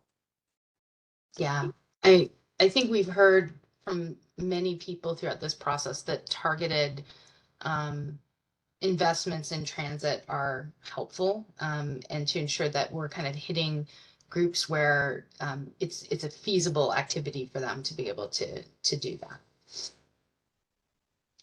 And I see, Marshall, your hand is up, but I think it might be from previously. And I see Ingrid's hand is up. Yep. Okay. Ingrid, go ahead, and then Juan. Yeah, I just wanted to make the connection between what Charlie said and urban areas, and with regards to VMT reduction. I think increasing transit access in urban areas also helps. Increasing transit access in rural areas also helps urban VMT reduction, because a lot of the reason why people in Portland have cars, especially those of us who can bike places, is because we want to go to the mountains, we want to go to the coast, we want to go to the vineyards. And so if we can be connected via frequent, safe, reliable transit to get to those areas, for what those are the reasons why we live here, I think that could also help people reduce a vehicle, at least reduce one vehicle in a household. So definitely, I think increasing urban rural transit helps all of us. Yeah, Ingrid, I appreciate that. And that I-84 corridor, we've all of our communities have been working on trying to get Amtrak service restored along that for 20 years now, and that would be huge, I think, for our communities plus those folks that want to visit them. Thanks, Charlie and Ingrid. Really great points. And I'm going to open it up for Juan to speak, and then we're going to move on so that we can all get out of here on time and go eat lunch, because I don't know about all of you, but I'm hungry. Go ahead, Juan. I'll be quick. When we're talking about safety in the transit system, growing up in San Francisco, where you would have like gang members jump you, or then you would have people with mental health do different things. So I think you're looking at two types of crimes. One is going to be two types of incidents. One is going to be the actual crime where somebody's maybe threatening you or stealing from you. And then you're going to have somebody who's just dealing with mental health issues. So that the unarmed individual or law enforcement, whoever it may be, that may be a deter to the crime piece, but it's not going to necessarily affect the mental health piece. So you will need somebody who can also de-escalate and address that situation. But I think as the cities get bigger, Eugene being one, I don't think we have as much crime, but as it starts to get bigger, then we're going to start to see more incidents, kind of like what you may see in Portland, and then definitely like what you see in San Francisco. Thank you. Thanks, Juan. I appreciate that. And all of this was really great. I really appreciate everyone's time and feedback throughout this entire process. And just know that we've captured everything that you've said, as well as things that have been written into the chat. And we even captured the mirror exercise that went away earlier. So we have that data, even though for whatever reason it got cleared out. So just wanted to thank you all. And then I'm going to pass it back to Jillian, who's going to do our mirror exercise and then next steps. So go ahead, Jillian. Yeah, so I think everyone kind of knows the name of the game here. And Jana, I'm very sorry if it's still not working for you, but let's head over to the Miro and we'll wrap up with VMT reduction on that Miro. And I might get started on next slides after about a minute and a half, just so that we can get you all out on time. But we'll start with that.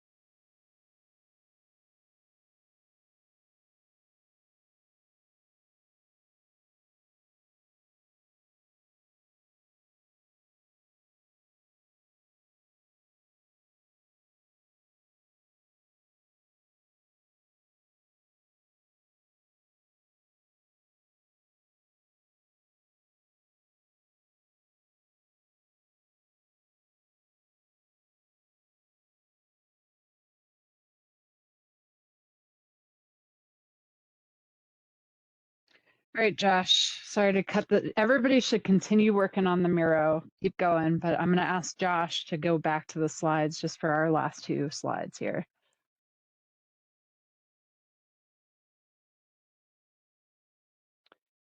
All right, so just really quickly before jumping into next steps, I do want to mention that at the end of this deck, the slide deck, there are appendix slides that include more information about a subset of the policy actions that we discussed today, and those are all posted online.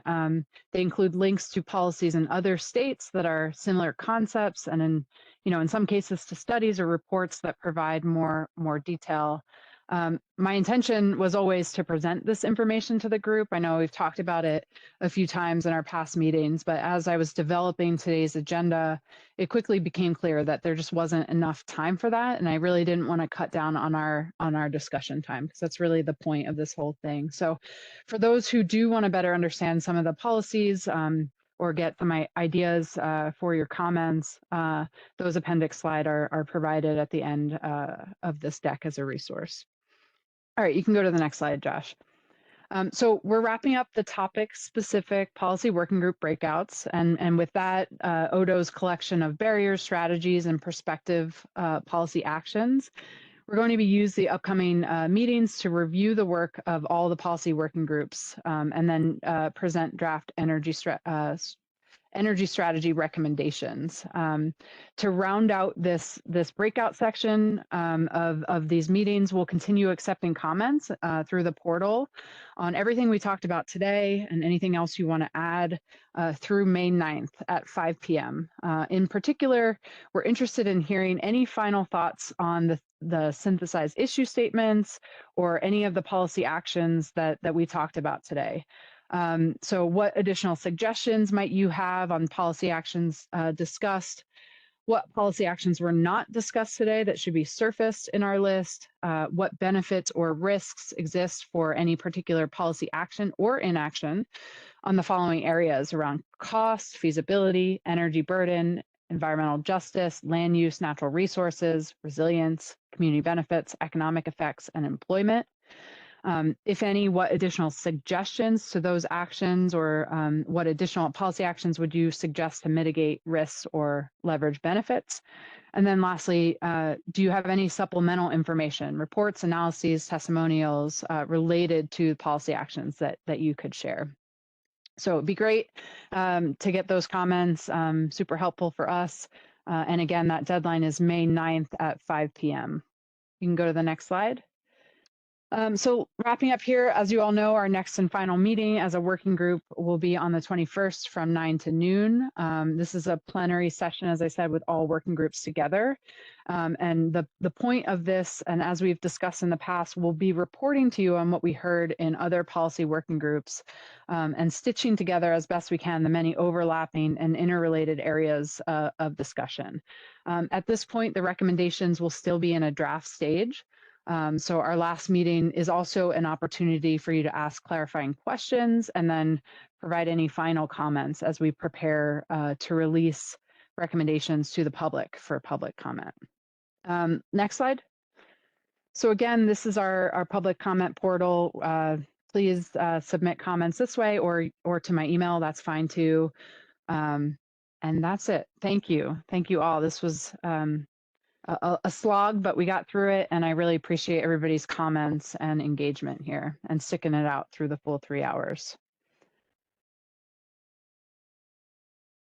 Yeah, thank you, Jillian, and everyone Thanks, else. everybody. It's good, really good discussion. Thanks. Thanks, Charlie. Take care, everybody. Thank you. Thank you.